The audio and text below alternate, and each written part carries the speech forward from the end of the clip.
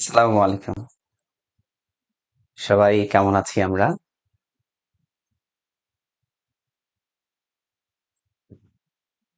সবাই আমরা কেমন আছি? আমরা কি সবাই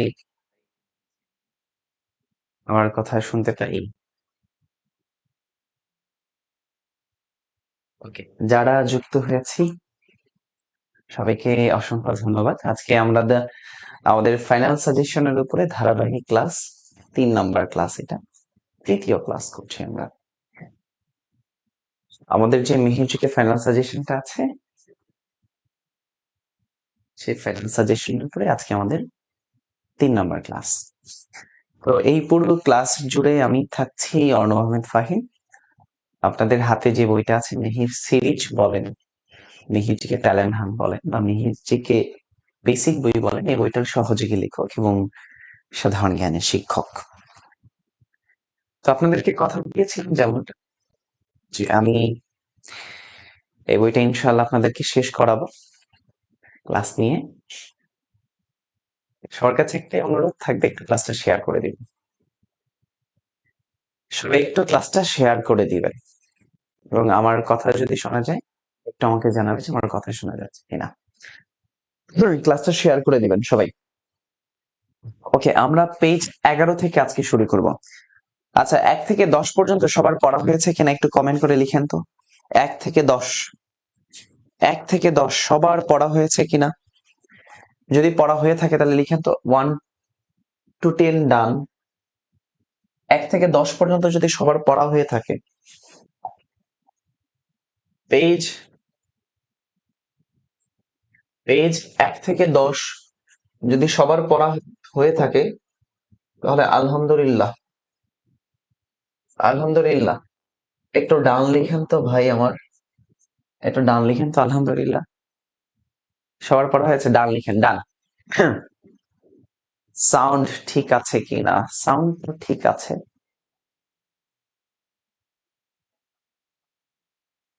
সাউন্ড ঠিক আছে। বইটা 140 পেজের মাত্র। ভাইয়া 24 সালের, ভাইয়া ওদের হাতে পাই নাই এখনো। আচ্ছা, হাতে পেয়ে যাবেন ইনশাল্লাহ, অর্ডার করে ফেলেন বা লাইব্রেরিতে। একটু আমাকে লিখেন যে ডান কিনা। হ্যাঁ, ডান কিনা। ডান।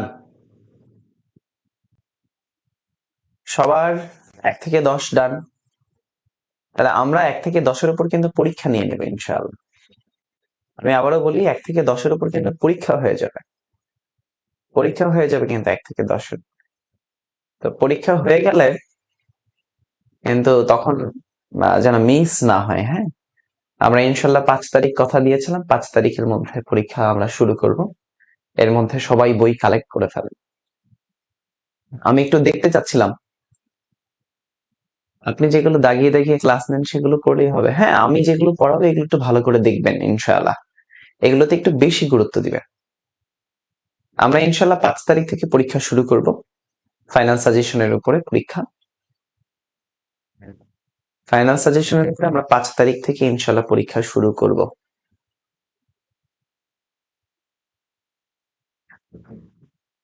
ওকে, আমরা তাহলে শুরু করি 11 নম্বর পেজ থেকে। 11 নম্বর পেজ থেকে আমরা শুরু করি। 11 নম্বর পেজে আছে 13তম আইসিসি ফুটবল বিশ্বকাপ। আচ্ছা, 11 নম্বর পেজের গুরুত্বপূর্ণ টপিক হচ্ছে খেলাধুলার আগাম আসর। খেলাধুলার আগাম আসর, আগাম আসর, খেলাধুলার আগাম আসর থেকে পরীক্ষা একটা না একটা প্রশ্ন আসবে। 1 মার্ক আপনি কমন পাবেন খেলাধুলার আগাম আসর থেকে। একটু আমার সাথে আলোচনা শুনবেন। খেলাধুলার আগাম আসর প্রতি বছর এখান থেকে একটা প্রশ্ন কমন আসে, একটা কোশ্চেন কমন আসে খেলাধুলার আগাম আসর। তাহলে একটু আগাম আসর, আগাম আসর গুলো একটু দেখেন। সবার আগে আমরা একটু শুরু করি বিশ্বকাপ ফুটবল দিয়ে। দেখেন, 23তম বিশ্বকাপ ফুটবল, যেটা 23তম বিশ্বকাপ ফুটবল আসর। কততম বললাম? 23তম বিশ্বকাপ ফুটবল আসর। তাহলে এই যে ফুটবল নিয়ে আলোচনা করি, ফুটবল 23তম ফুটবল বিশ্বকাপ আসর কততম? 23তম ফুটবল বিশ্বকাপ আসর 2026 সালে হবে। কত সালে হবে? 2026 সালে হবে। 3টা দেশে হবে। কয়টা দেশে? 3টা দেশে। এই 3টা দেশ হচ্ছে CUM, Canada, USA, Mexico. Canada, USA, Mexico. Canada, USA, Mexico. অর্থাৎ এই কানাডা, ইউএসএ, মেক্সিকো হচ্ছে উত্তর আমেরিকা। উত্তর আমেরিকা অঞ্চল, উত্তর আমেরিকা অঞ্চল, উত্তর আমেরিকা অঞ্চল যেটা কানাডা, ইউএসএ, মেক্সিকো, সেই উত্তর আমেরিকা অঞ্চলে হবে। কানাডা, ইউএসএ, মেক্সিকো উত্তর আমেরিকা অঞ্চলে হবে। কোথায় হবে? উত্তর আমেরিকা অঞ্চলে হবে। কোথায় হবে ব্রাদার? উত্তর আমেরিকা অঞ্চল, অর্থাৎ Canada, USA, Mexico. Canada, USA, Mexico, সংক্ষেপে পড়বেন cum, CUM, cum. Canada, USA, Mexico, Canada, USA, Mexico, Canada, USA, Mexico, Canada, USA, Mexico. আমার সাথে একটু কমেন্টে লিখবেন, দেখবেন, দাগাবেন, বইয়ে পড়বেন, রাফ করবেন, মনে থাকবে। আমাদের পড়াশোনা হচ্ছে 3 ডাইমেনশনাল পড়াশোনা, আমাদের হওয়া উচিত। প্রথমে হচ্ছে আমরা পড়বো, যেটা পড়বো সেটা কানে যেন শুনতে পাই। সেকেন্ড হচ্ছে যেটা পড়ছি সেটা ভিজুয়াল যেন করতে পাই, সেটা যেন দেখতে পাই, এবং একই সাথে আমরা লিখবো, তাহলে মনে থাকবে। আপনারা আমাকে জিজ্ঞেস করেন না মাঝে মাঝে যে স্যার আপনারা এত তথ্য মনে থাকে কিভাবে, স্যার এত কিছু কিভাবে মনে রাখেন? আমি আপনাদেরকে যখন পড়াই তখন শব্দ হয়, আমার কানে আসে এটা, এবং আমি লিখতে থাকি সেটা, যার কারণে মনে থাকে, আমার মনে থাকে। আমি এই স্ট্র্যাটেজি ব্যবহার করি, আপনি এটা কাজ করেন। আপনি আমার কথা শুনবেন, নিজে বলবেন, এবং খাতার মধ্যে রাফ করবেন বা বইয়ে লিখবেন বা বইয়ে দাগাবেন। Canada, USA, Mexico, Canada, USA, Mexico. এবার আসেন 24তম ফুটবল বিশ্বকাপ আসর। 24তম, এই 24তম হবে 2030 সালে। কত সালে হবে? 2030 সালে। 24তম বিশ্বকাপ ফুটবল আসরটা হবে 2030 সালে। 3টা মহাদেশে হবে, 6টা দেশে হবে। 24তম বিশ্বকাপ ফুটবল আসর 3টি মহাদেশে হবে। কয়টা মহাদেশ? 3টা মহাদেশে হবে, আর 6টা দেশে হবে। এই 3টা মহাদেশের 6টা দেশে হবে। তাহলে দেখেন, এই এই দেশগুলা কোনটা? Argentina, Paraguay, Uruguay. Argentina, Paraguay, Uruguay. Argentina, Argentina, আর্জেন্টিনাতে হবে, প্যারাগুয়েতে হবে, আর্জেন্টিনাতে হবে, প্যারাগুয়েতে হবে। Paraguay, Argentina, Paraguay, Uruguay, Uruguay, Uruguay, Uruguay, Argentina, Paraguay, Uruguay, 3টা দেশ চলে গেলাম। দেখেন, আর্জেন্টিনা, প্যারাগুয়ে, উরুগুয়ে চলে গেল, এগুলো আমেরিকার। আর্জেন্টিনা, প্যারাগুয়ে, উরুগুয়ে এগুলো হচ্ছে আমেরিকার। এবার আসেন স্পেন। কোথায় হবে? স্পেনে হবে। স্পেন হচ্ছে ইউরোপের দেশ। স্পেন কোথাকার দেশ? ইউরোপের দেশ। এবার আসেন পর্তুগাল। পর্তুগাল, পর্তুগালে হবে। পর্তুগালে, ইউরোপের হবে। তাই আমেরিকাতে হবে, ইউরোপেতে হবে। আর একটা দেশ আছে মরক্কো, আফ্রিকার দেশ মরক্কো, মুসলিম কান্ট্রি মরক্কো, সে মরক্কোতে হবে। তাহলে দেখেন, ইউরোপে হবে, আমেরিকাতে হবে, ইউরোপে হবে, আমেরিকাতে হবে, আর কোথায় হবে? আফ্রিকাতে হবে। তাহলে Argentina, Paraguay, Uruguay. Argentina, Paraguay, Uruguay এই দেশগুলো হচ্ছে দক্ষিণ আমেরিকার দেশ। আমরা জানি দক্ষিণ আমেরিকার দেশ হচ্ছে 12টা। কয়টা? 12টা। দক্ষিণ আমেরিকার দেশ কয়টা? 12টা। এই দেশগুলোকে বলা হয় ফুটবলের উর্বর ভূমি। তাহলে এই ফুটবলের উর্বর ভূমির দেশগুলো হচ্ছে আর্জেন্টিনা, প্যারাগুয়ে, উরুগুয়ে। এছাড়া আর অনেকগুলো আছে, 12টা, ব্রাজিল, বলিভিয়া, কলম্বিয়া, এগুলো আছে।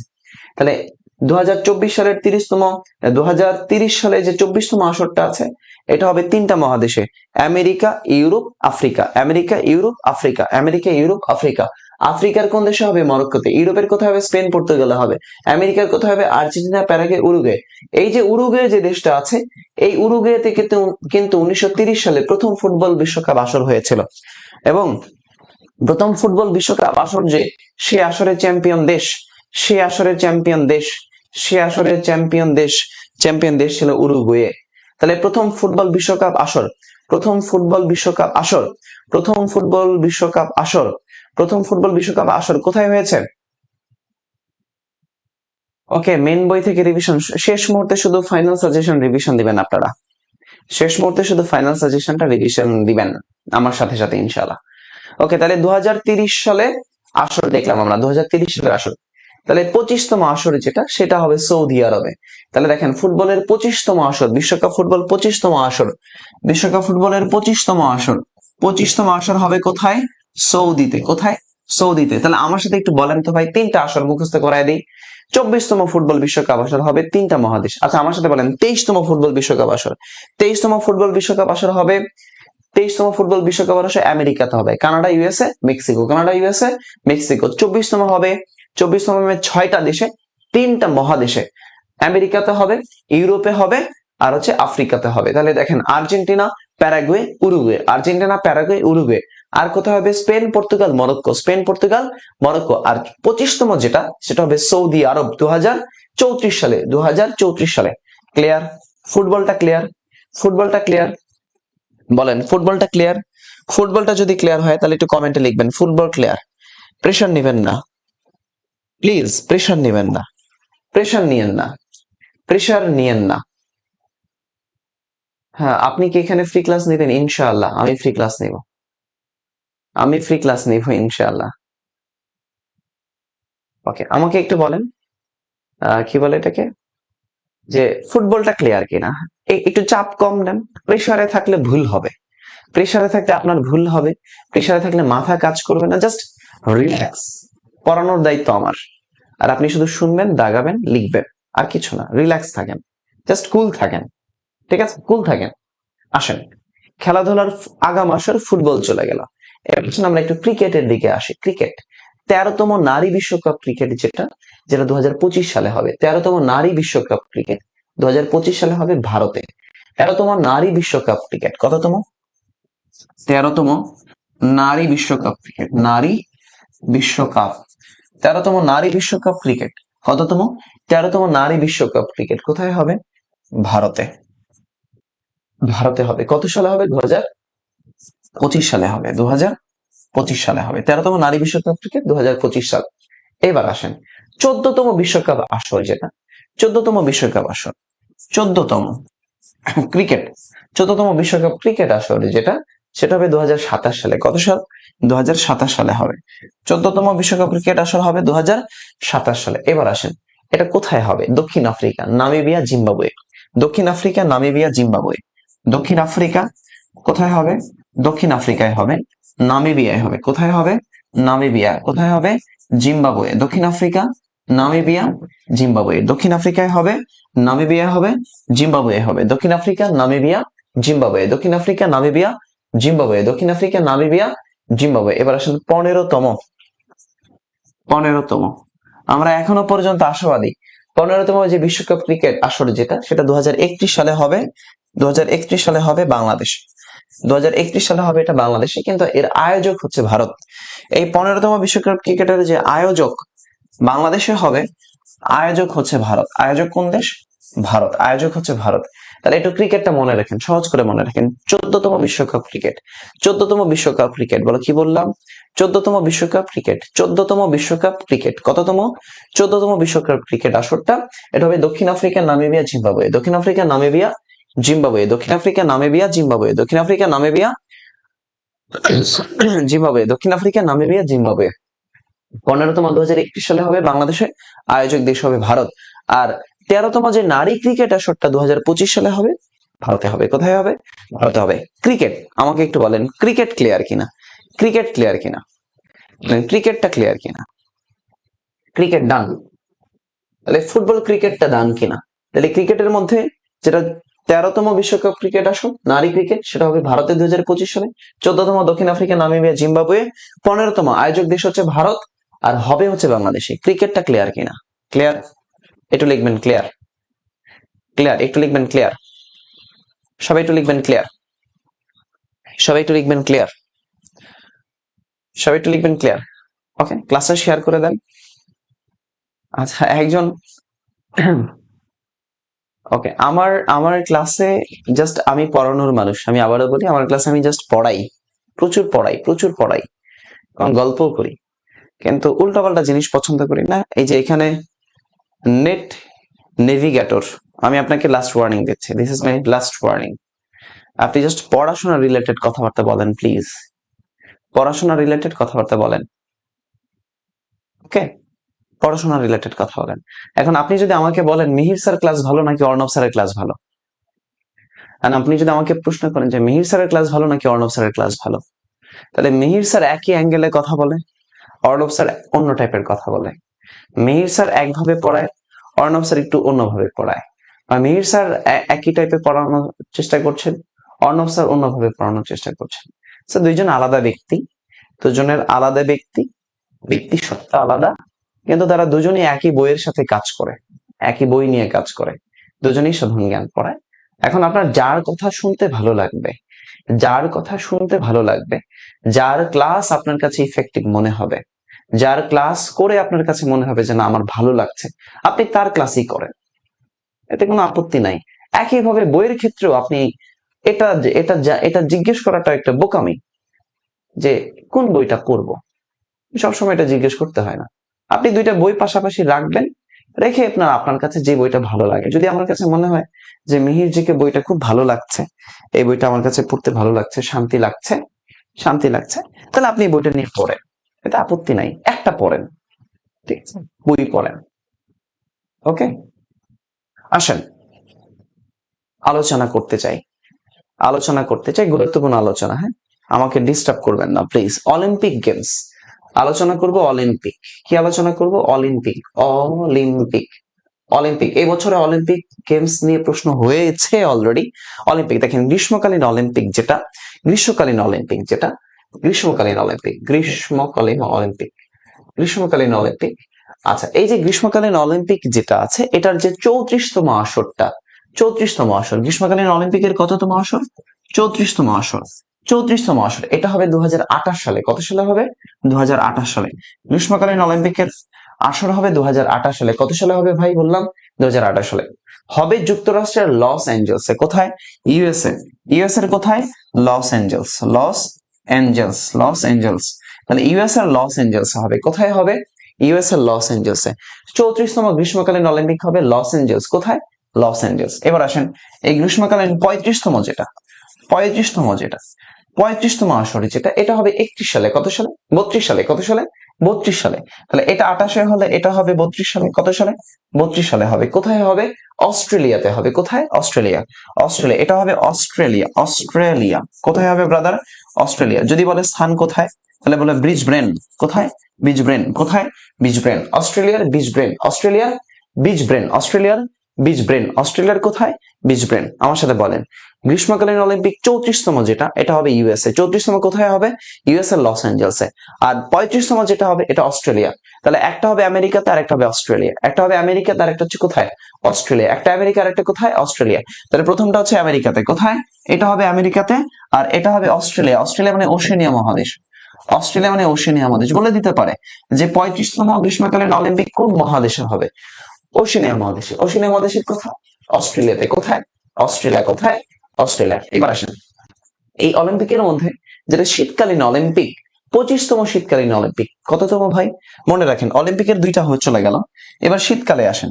এই অলিম্পিকের শীতকালীন, কি বললাম? শীতকালীন অলিম্পিক, শীতকালীন অলিম্পিক, শীতকালীন অলিম্পিক। কততম অলিম্পিক? শীতকালীন অলিম্পিক 25তম। কততম? 25তম। শীতকালীন অলিম্পিকের যেটা 25তম অলিম্পিক, কততম ভাই? 25তম অলিম্পিক। এটা হবে 2026 সালে। কত সালে? 2026 সালে হবে মিলান এবং কার্টিনা শহর, ইতালির মিলান এবং কার্টিনা। এটা হবে ইতালিতে, ইতালি, ইতালি, মিলান, মিলান ও কার্টিনা, কার্টিনা শহর, কার্টিনা শহর। তাহলে ইতালির মিলান কার্টিনা শহরে হবে। ইতালির কোথায়? Milan Cortina. তাহলে Milan Cortina Italy, Milan Cortina ইতালিতে হবে। Milan Cortina Italy. কত সালে? কত সালে হবে 25তম? 2026 সালে, 2026 সালে। তাহলে 25তম আসর হবে 2026 সালে। ইতালির, Italy Milan Cortina, Italy Milan Cortina, Italy Milan Cortina. এটা হচ্ছে শীতকালীন। এবার আসেন 26তম, এবার আসেন 26তম, 26তম দেখেন 26তম। তাহলে 26তম হবে 30 সালে হবে। এটা হবে ফ্রান্সে। কোথায়? ফ্রান্সে। এটা কোথায় হবে ব্রাদার?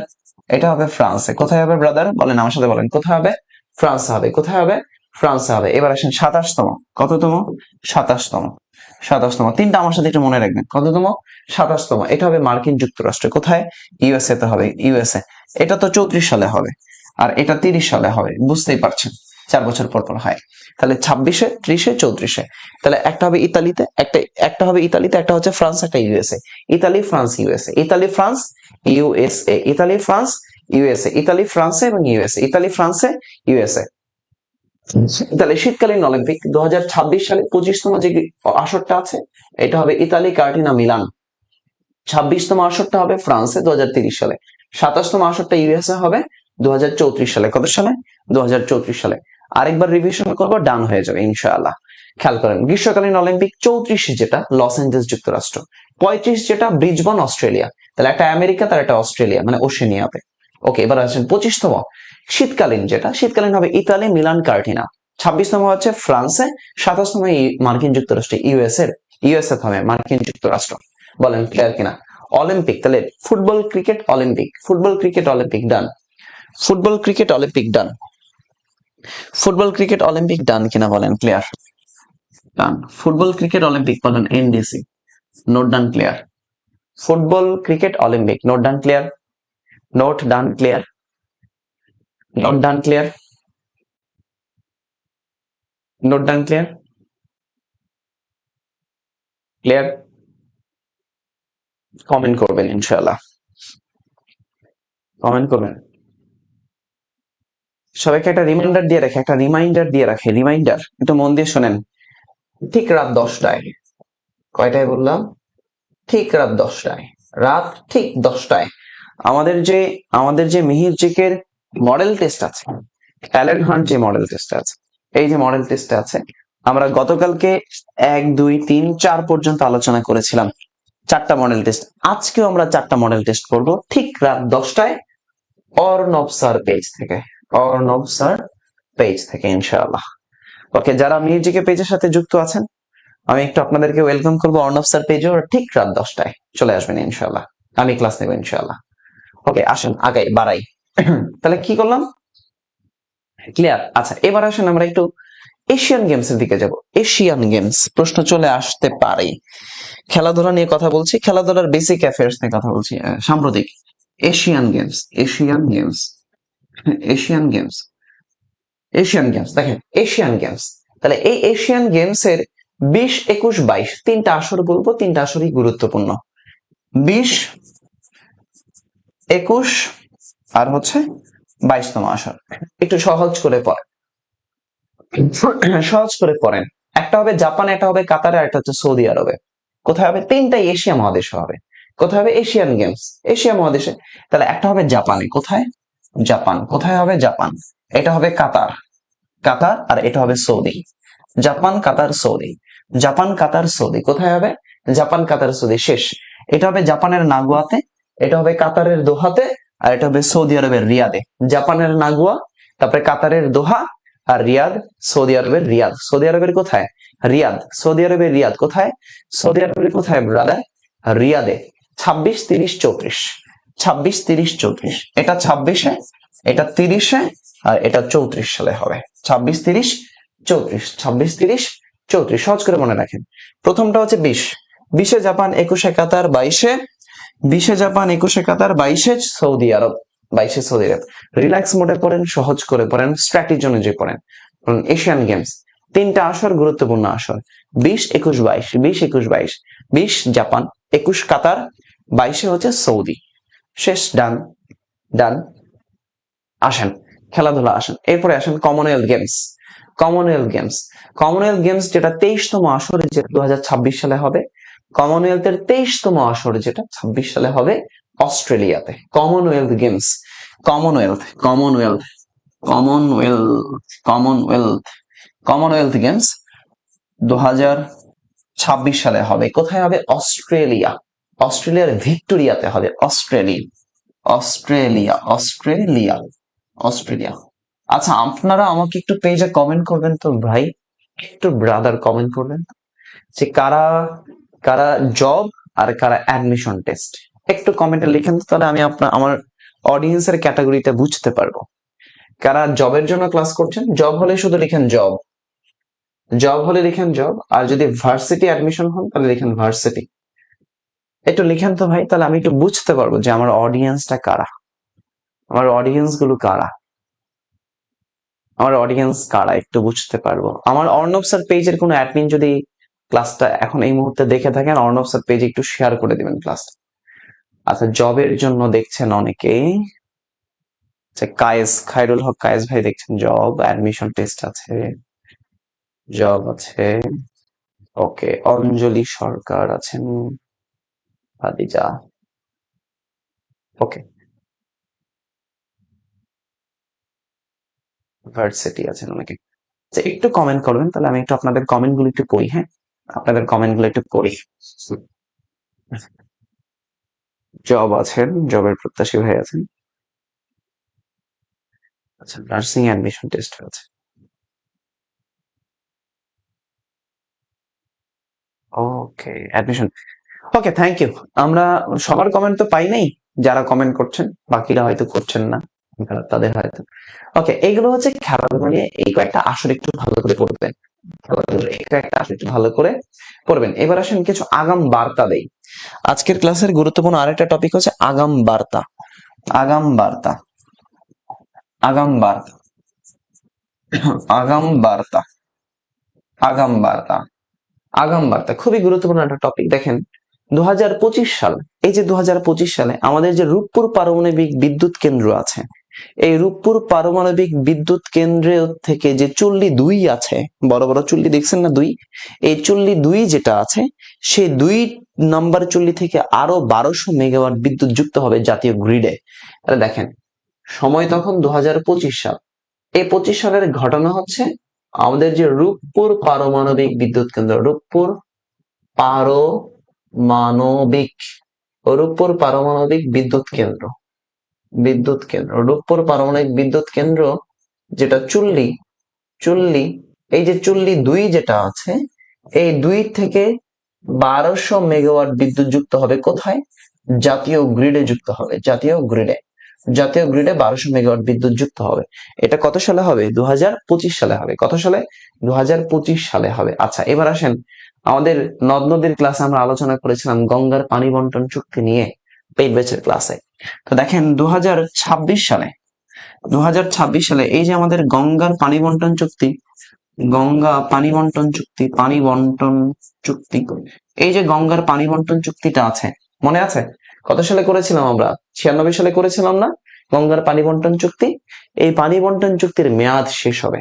তাহলে আমরা 30 বছরের জন্য গঙ্গার পানি বন্টন চুক্তি যে করেছিলাম 1996 সালের ডিসেম্বর মাসের 12 তারিখে, 12 ডিসেম্বর যে করলাম, এই চুক্তিটার মেয়াদ শেষ হবে কত সালে? 2026 সালে। এটা 30 বছরের জন্য একটা চুক্তি ছিল গঙ্গার পানি বন্টন। অনেকবার পরীক্ষায় আসছে গঙ্গার পানি বন্টন চুক্তির মেয়াদ। আসেন LDC, list development countries, LDC এই যে লিস্ট ডেভেলপমেন্ট কান্ট্রিজ যেটা, তো এই এলডিসি থেকে বাংলাদেশ বের হবে কত সালে? 2026 সালে। এলডিসি থেকে বের হয়ে বাংলাদেশ উন্নয়নশীল দেশে পরিণত হবে। তাহলে এলডিসি থেকে বের হবে, এলডিসি থেকে বিডি বাংলাদেশ বের হয়ে যাবে, লিস্ট ডেভেলপমেন্ট কান্ট্রিজ থেকে বাংলাদেশ বের হবে কত সালে? 2026 সালে। কত সালে? 2026 সালে। এবার আসেন এসডিজি, খেয়াল করেন 2026 সাল বললাম, এবার আসেন 2030 সাল। 26 সালের পরে আসেন 2030 সাল। এসডিজি, সাস্টেনেবল ডেভেলপমেন্ট গোলস, যেটা আমরা জানি এসডিজির লক্ষ্যমাত্রা হচ্ছে 17টা আর সহযোগী লক্ষ্যমাত্রা হচ্ছে 169টা, এটা আমরা জানি। তো এই এসডিজির মেয়াদ শেষ হবে 2030 সালে। কত সালে? 2030 সালে। এই যে এসডিজির মেয়াদ 2030 সালে শেষ হবে ডিসেম্বর মাসের 31 তারিখে। এসডিজির মেয়াদ কত সালে? এসডিজির মেয়াদ। এবং একই সাথে 2030 সালে আমরা প্ল্যানেট 50-50 পাবো। Planet 50-50, PLANET, planet 50-50। প্ল্যানেট 50-50 মানে হচ্ছে নারী পুরুষের যে অনুপাত, সে নারী পুরুষের অনুপাত হবে 50-50। নারী পুরুষের অনুপাত কত হবে? 50-50। নারী পুরুষের অনুপাত কত হবে ব্রাদার? 50-50 হবে 2030 সালে। 2030 সালে। এবার আসেন দেখেন এই 2031 সাল, 2031 সালে কি ঘটনা ঘটবে? AIDS, AID, AIDS, acquired immunodeficiency virus, যে ভাইরাস, HIV, হ্যাঁ, হিউম্যান ইমিউনো ভাইরাস, যেটা এইডস রোগ, যেটা এই 2031 সালে বিশ্বটা এইডস মুক্ত হবে, এটা বলছে। বিশ্ব কি হবে? এইডস মুক্ত হবে। কিন্তু আমরা সাম্প্রতিক সময়ে দেখলাম বাংলাদেশের খুব সম্ভবত যশোর বা কোন একটা অঞ্চলে বর্তমানে এইডস রোগ ধরা পড়েছে। খেয়াল করেছেন কি আপনারা? এটা খেয়াল করেছেন হয়তো। বর্তমানে বাংলাদেশের যশোর বা কোন একটা অঞ্চলে কিছুদিন আগে নিউজ দেখিয়েছিল যে এইডস এর রোগ পুরুষের মধ্যে ধরা পড়েছে, তাও কলেজ শিক্ষার্থী। ওকে ওকে যে যারা আমার মুসলিম ভাই আছেন, যারা নামাজের বিরতি আপনাদেরকে দিব, আপনারা চাইলে নামাজে চলে যেতে পারেন, ক্লাসটা রেকর্ড থাকবে, কোনো সমস্যা নাই। আচ্ছা আসেন 31 সালে, আচ্ছা বিশ্ব এইডস দিবস কবে? একটু আমাকে কমেন্ট করে জানান তো, বিশ্ব এইডস দিবস কবে? বিশ্ব এইডস দিবস কবে? বিশ্ব এইডস দিবস কবে? একটু আমাকে কমেন্ট করে জানান, বিশ্ব এইডস দিবস কবে? ভাইয়া এখন নারী এবং পুরুষের অনুপাত কত? নারী পুরুষের অনুপাত হচ্ছে, নারীর অনুপাত 100 আর পুরুষের অনুপাত হচ্ছে 98, 100:98 যদি নারী আগে বলেন। এইডস দিবস, বিশ্ব এইডস দিবস হচ্ছে 1 ডিসেম্বর। ফাহাদ ভাই বলছেন এইডস দিবস হচ্ছে 1 ডিসেম্বর, থ্যাংক ইউ। তাহলে বিশ্ব এইডস দিবস কবে? 1 ডিসেম্বর। ডিসেম্বর মাসের কত তারিখ? 1 তারিখ 1 ডিসেম্বর। আসেন একটু বাড়ি। 2047 সাল, খেয়াল করেন 2047 সাল 31-এ আলোচনা করলাম, এবার আসেন 2047 সাল। 2047 সালে কি ঘটনা ঘটবে? ওই যে চীনের যে দ্বৈত শাসন নীতি আছে না, চীনের দ্বৈত শাসন নীতি, চীনের যে দ্বৈত শাসন নীতি আছে, সেই হংকং এর জন্য যে চীনের দ্বৈত শাসন নীতি আছে, সেই দ্বৈত শাসন নীতির মেয়াদ শেষ হবে 2047 সালে। কত সালে? 2047 সালে। আমরা এশিয়া মহাদেশ পড়াতে গিয়ে আলোচনা করেছিলাম চীনের দ্বৈত শাসন নীতি। ওকে, তাহলে চীনের দ্বৈত শাসন নীতির মেয়াদ শেষ হবে কত সালে? 2047 সালে। 2047 সালে। আচ্ছা, হ্যালির ধূমকেতু দেখা যাবে 2062 সালে। 2062 সাল। এই 2062 সালে হ্যালির ধূমকেতু দেখা যায়। আমরা জানি এই ধূমকেতু প্রায় 76 বছর পর পর দেখা যায়। তাহলে 2062 সালে হ্যালির ধূমকেতু দেখা যাবে।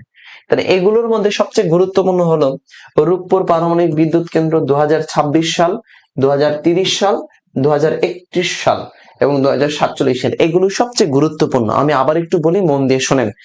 2025 সাল রূপপুর পারমাণবিক বিদ্যুৎ কেন্দ্র থেকে জাতীয় গ্রিডে 1200 মেগাওয়াট বিদ্যুৎ যুক্ত হবে। 2026 সাল এলডিসি থেকে বাংলাদেশ বের হয়ে যাবে। তাহলে এবং গঙ্গার পানি বন্টন চুক্তির মেয়াদ শেষ হবে 2000 কত সালে? 26 সালের ডিসেম্বর মাসে। আচ্ছা, এরপরে আসেন 2030 সালে আসেন টেকসই উন্নয়ন লক্ষ্যমাত্রা এসডিজি, সাস্টেনেবল ডেভেলপমেন্ট গোলস, এটার মেয়াদ শেষ হবে এবং পৃথিবীতে নারী পুরুষের অনুপাত হবে সমান, প্ল্যানেট 50-50 যেটা বলছি আমরা। 2031 সালে, খেয়াল করেন 31 সালে বিশ্ব কি হবে? এইডস মুক্ত হবে এবং 2047 সালে চীনের দ্বৈত শাসন নীতি যে মেয়াদ সেটা শেষ হবে। 2047 সালে চীনের দ্বৈত শাসন নীতি শেষ হবে। একটু আমাকে বলেন, ক্লিয়ার কিনা? ক্লিয়ার কিনা? তাহলে পৃষ্ঠা আমরা আলোচনা করছিলাম কত নম্বর? 11 নম্বর পৃষ্ঠা। পৃষ্ঠা 11, পৃষ্ঠা 11 ডান, পৃষ্ঠার 11 ডান, পৃষ্ঠা 11 ডান, পৃষ্ঠা 12 ডান, পৃষ্ঠা 12 ডান ইনশাআল্লাহ। পৃষ্ঠা 12 পর্যন্ত আলোচনা করেছি, পৃষ্ঠা 12 পর্যন্ত আলোচনা করলাম। বলেন 11-12 ডান কিনা? 11-12 ডান কিনা? 11-12 ডান, 11-12 ডান কিনা? একটু আমাকে বলেন 11-12 ডান কিনা? 11-12 ডান। তাহলে আমরা একটু পেজে চলে যাব, পেজ 13। আমরা পেজ 13 নিয়ে আলোচনা করতে চাই, পেজ 13। ওকে, আলহামদুলিল্লাহ ক্লিয়ার। ওকে, আজকে আমরা 20 পর্যন্ত আলোচনা করবো ইনশাআল্লাহ। আসেন দেখেন, আমরা যতদিন নিয়ে আলোচনা করছিলাম যে পুরস্কার সংক্রান্ত, হ্যাঁ পুরস্কার নিয়ে, যেমন অস্কার নিয়ে আমরা আলোচনা করেছিলাম।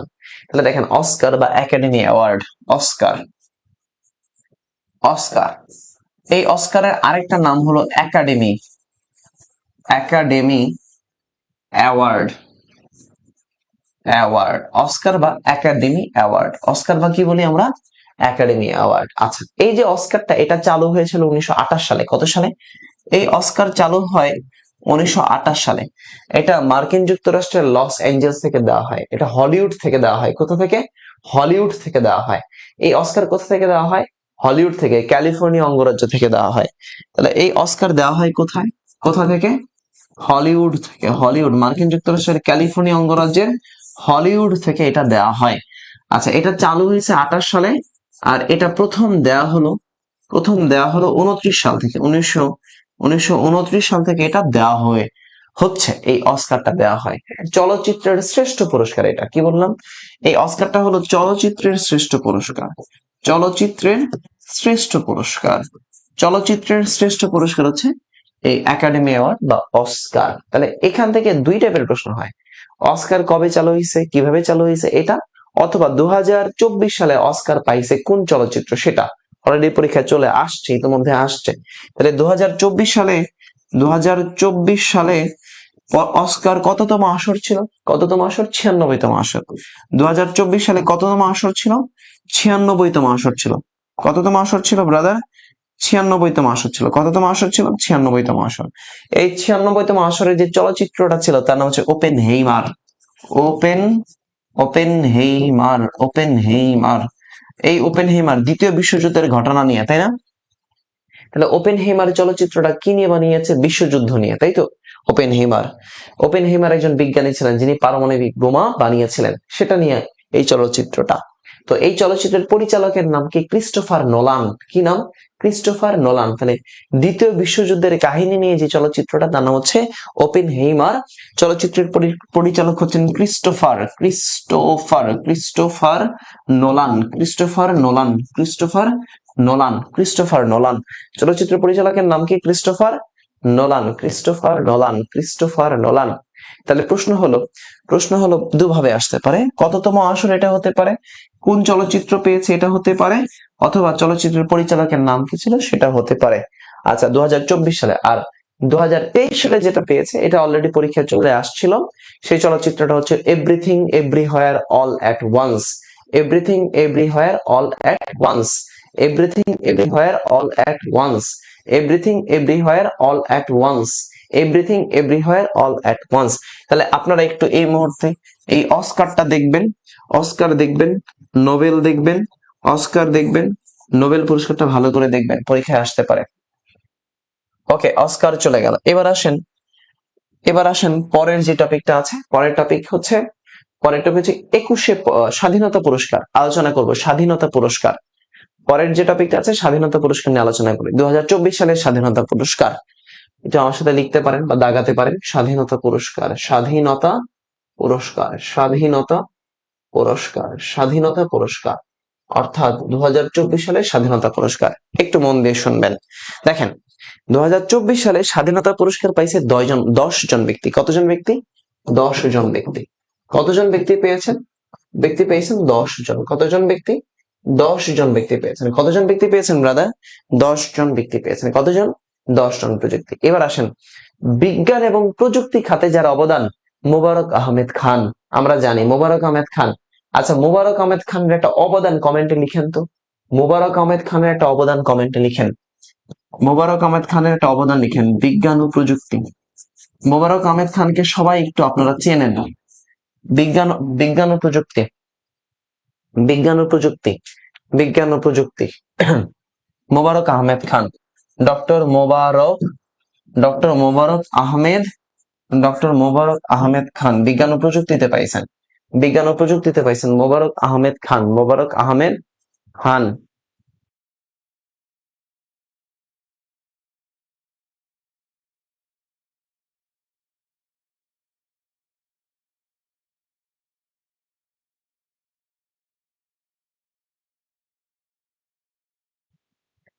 মোবারক আহমেদ খান, বলো কি বললাম? মোবারক আহমেদ। আচ্ছা, পাট দিয়ে পচনশীল ব্যাগ বানাইছে। পাটের পচনশীল ব্যাগ, পাটের কি? পাটের পচনশীল পলিমার ব্যাগ। এই ব্যাগের নাম কি? Green bag. তাহলে পাটের পচনশীল পলিমার ব্যাগের নাম কি? গ্রিন ব্যাগ, তাই না? সেই গ্রিন ব্যাগ বানিয়েছেন কে? মোবারক আহমেদ খান। কে বানিয়েছে? মোবারক আহমেদ খান। আচ্ছা, এবার আসেন, খেয়াল করেন আরেকজন ব্যক্তি আছেন, খেয়াল করেন। এবার আসেন সমাজ সেবা। এই সমাজ সেবার জন্য পেয়েছেন অরণ্য চিরান। অরণ্য চিরান, কি বললাম? সমাজ সেবা, সমাজ সেবা, সমাজ সেবা। এই সমাজ সেবার জন্য পেয়েছেন অরণ্য, অরণ্য চিরান, অরণ্য চিরান। সমাজ সেবার জন্য পেয়েছেন কি? অরণ্য চিরান, অরণ্য চিরান, অরণ্য চিরান। সমাজ সেবা, অরণ্য চিরান, অরণ্য চিরান। একটু দেখবেন, এই কয়েকটা গুরুত্বপূর্ণ ব্যক্তি আছে, দুইটা, এই দুইটাই গুরুত্বপূর্ণ ব্যক্তি। ভালো করে দুইটা একটু ভালো করে দেখবেন, অরণ্য চিরান। আচ্ছা, এরপরে আসেন 21শে পদক। 21শে পদক নিয়ে একটু আলোচনা করে দেই। 21শে পদক, 21শে পদক 2024। 21শে পদক, 21শে পদক 2024, 21শে পদক 2024, 21শে পদক 2024। খেয়াল করেন, তো এই 21শে পদকটা চালু হয়েছে, এটা একটা বেসামরিক পদক। রাষ্ট্রের বেসামরিক দ্বিতীয় সর্বোচ্চ পদক হচ্ছে 21শে পদক। 21শে পদক, 21শে পদক। এই 21শে পদক 2024, এটা এটা চালু হয়েছে 1976 সাল থেকে। 21শে পদকটা এই বছরে 2024 সালে মোট 21 জন ব্যক্তি পেয়েছেন। কতজন ব্যক্তি? 21 জন ব্যক্তি। 2024 সালে 21শে পদক প্রাপ্ত ব্যক্তি হচ্ছেন 21 জন। কতজন? 21 জন ব্যক্তি পেয়েছেন। কতজন ব্যক্তি? 21 জন ব্যক্তি পেয়েছেন। এর মধ্যে সবচেয়ে গুরুত্বপূর্ণ এবং আলোচিত যে মানুষগুলো আছেন সেগুলো নিয়ে আলোচনা করতে চাই। যেমন ভাষা এবং সাহিত্য। ভাষা এবং সাহিত্যের জন্য, ভাষা এবং সাহিত্য, ভাষা 21শে পদক, ভাষা ও সাহিত্য। ভাষা এবং সাহিত্য আপনারা সবাই চেনেন, আপনারা সবাই চেনেন ভালো আছি ভালো থেকো, আকাশের ঠিকানায় চিঠি লিখো, রুদ্র মোহাম্মদ শহীদুল্লাহ চেনেন না? তাহলে এই যে মরণোত্তর পেয়েছেন কে? রুদ্র মোহাম্মদ শহীদুল্লাহ, রুদ্র মোহাম্মদ শহীদুল্লাহ, রুদ্র মোহাম্মদ শহীদুল্লাহ, রুদ্র মোহাম্মদ শহীদুল্লাহ তিনি ভাষা এবং সাহিত্যে পেয়েছেন মরণোত্তর পদক। কি পেয়েছেন? মরণোত্তর পদক। রুদ্র মোহাম্মদ শহীদুল্লাহ মরণোত্তর পদক পেয়েছেন, রুদ্র মোহাম্মদ শহীদুল্লাহ। ওনার সাথে আরেকজন পেয়েছেন মোহাম্মদ সামাদ। কে পেয়েছেন? ভাষা ও সাহিত্যে আরেকজন ব্যক্তি পেয়েছেন মোহাম্মদ সামাদ, মোহাম্মদ সামাদ, মোহাম্মদ সামাদ পেয়েছেন, মোহাম্মদ সামাদ পেয়েছেন। কে পেয়েছেন? মোহাম্মদ সামাদ। তাহলে রুদ্র মোহাম্মদ শহীদুল্লাহ এবং মোহাম্মদ সামাদ, রুদ্র মোহাম্মদ শহীদুল্লাহ এবং মোহাম্মদ সামাদ। আচ্ছা এবার আসেন শিল্পকলায়, খেয়াল করেন শিল্পকলায় অবদানের জন্য আরেকজন ব্যক্তি পাইছেন, তার হচ্ছে কায়সার চৌধুরী, কাউসার চৌধুরী। শিল্পকলা, শিল্পকলা, এই শিল্পকলার জন্য পাইছেন কাউসার চৌধুরী, কাউসার চৌধুরী, কাউসার চৌধুরী, কাউসার চৌধুরী। শিল্পকলার অবদানের জন্য পাইছেন কে? কাউসার চৌধুরী। কে চৌধুরী? কাউসার। অর্থাৎ তিনি কি করেছিলেন? ওই যে মুক্তিযুদ্ধ ভিত্তিক বিভিন্ন প্রামাণ্য চিত্র এবং আর্কাইভিং তিনি করেছিলেন, যার কারণে পেয়েছেন কাউসার চৌধুরী, কাউসার চৌধুরী, কাউসার চৌধুরী, কাউসার চৌধুরী, কাউসার চৌধুরী 21শে পদক। আচ্ছা আরেকজন একটু লিখে রাখেন শিক্ষার ক্ষেত্রে যিনি পাইছেন ডক্টর জিনবোধি বৃক্ষ, একটু দাগ দিয়ে রাখেন। শিক্ষা, শিক্ষা পাইছেন, শিক্ষার ক্ষেত্রে যিনি পাইছেন তার নাম হচ্ছে ডক্টর জিনবোধি বৃক্ষ, ডক্টর জিনবোধি ভিক্ষু। শিক্ষায় পেয়েছেন ডক্টর জিনবোধি ভিক্ষু, জিনবোধি ভিক্ষু, জিনবোধি ভিক্ষু, জিনবোধি ভিক্ষু, ডক্টর জিনবোধি ভিক্ষু, ডক্টর জিনবোধি ভিক্ষু পাইছেন শিক্ষায় অবদান, শিক্ষা অবদানের জন্য জিনবোধি ভিক্ষু। ওকে, পৃষ্ঠা পৃষ্ঠা 13 নাম্বার পুরস্কার, পৃষ্ঠা 13 পুরস্কার। তাহলে আপনারা একটু নোবেল পড়বেন, অস্কার পড়বেন, পুলিৎজার পড়বেন, ম্যাক্সাসে পড়বেন, এরপরে 21শে পদক পড়বেন, তারপরে হচ্ছে স্বাধীনতা পুরস্কার পড়বেন। এই জিনিসগুলো আপনারা একটু ভালো করে দেখবেন। আন্তর্জাতিক পুরস্কারগুলো একটু বলি, যেগুলো আন্তর্জাতিক পার্ট, যেগুলো আন্তর্জাতিক পার্ট, নোবেল পড়বেন, অস্কার পড়বেন, পুলিৎজার পড়বেন, ম্যাক্সাসে পড়বেন, ম্যান বুকার পুরস্কার পড়বেন। বললাম Nobel, Pulitzer, Oscar, man Booker. Nobel পড়বেন, পুলিৎজার পড়বেন, অস্কার পড়বেন, ম্যান বুকার পড়বেন, ম্যাক্সাসে পুরস্কার পড়বেন। এরপরে আপনি বাংলাদেশের যে পুরস্কারগুলো আছে, যেমন হচ্ছে এই যে 21শে পদক, স্বাধীনতা পদক, এগুলো একটু দেখে যাবেন। আল্লাহ ভরসা। শিক্ষার ক্ষেত্রে জিনবোধি ভিক্ষু পেয়েছেন, জিনবোধি ভিক্ষু। ওকে, পৃষ্ঠা নাম্বার হলো আমরা 13, মিহির ফাইনাল সাজেশন বইয়ের পৃষ্ঠা 13, মিহির ফাইনাল সাজেশন বইয়ের পৃষ্ঠা 13। ওকে 13। এবার আসেন 13 নম্বর জুলাই অভ্যুত্থান, জুলাই অভ্যুত্থান নিয়ে আলোচনা করি। জুলাই অভ্যুত্থান যেটা 13 পৃষ্ঠা থেকে শুরু হয়েছে, জুলাই অভ্যুত্থান।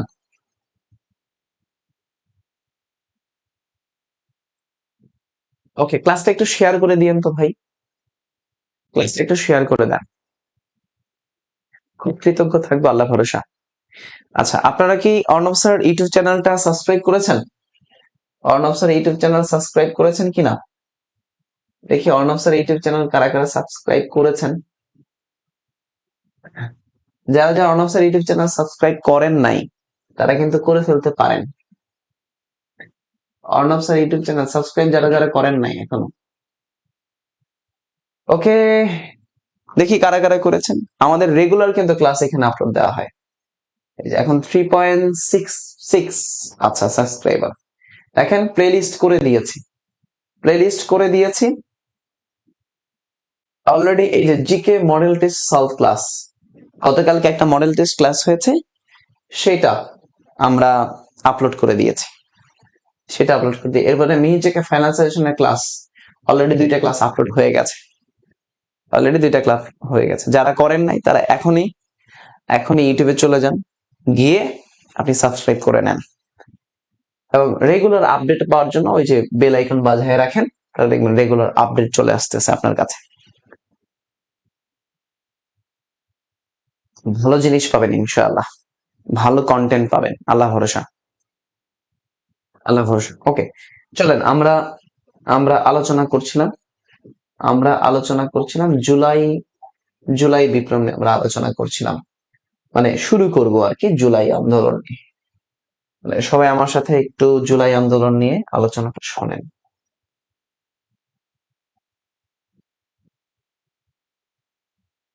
জুলাই বিপ্লব, জুলাই বিপ্লব ইতিমধ্যে জুলাই বিপ্লব নিয়ে পরীক্ষায় প্রশ্ন হয়েছে। আমরা সবাই দেখেছি জুলাই বিপ্লব নিয়ে পরীক্ষায় প্রশ্ন হয়েছে। জুলাই বিপ্লব সহজ করে পড়াবো, মনে থাকবে।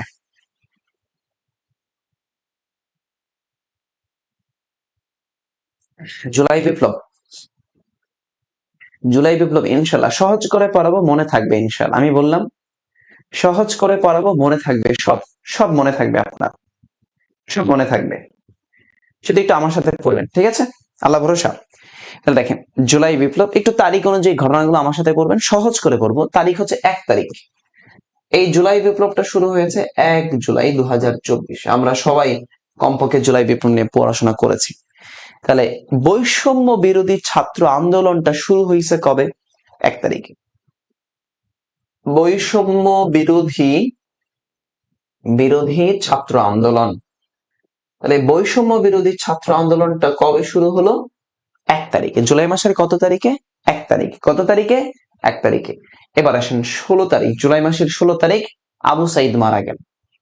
1 তারিখে আন্দোলন শুরু হলো, আর অপরদিকে জুলাই মাসের 16 তারিখে বেগম রোকেয়া বিশ্ববিদ্যালয়ের BRUR বেগম রোকেয়া বিশ্ববিদ্যালয়ের ইংরেজি বিভাগের শিক্ষক ছাত্র আবু সাইদ শহীদ হয়। কে শহীদ হয়?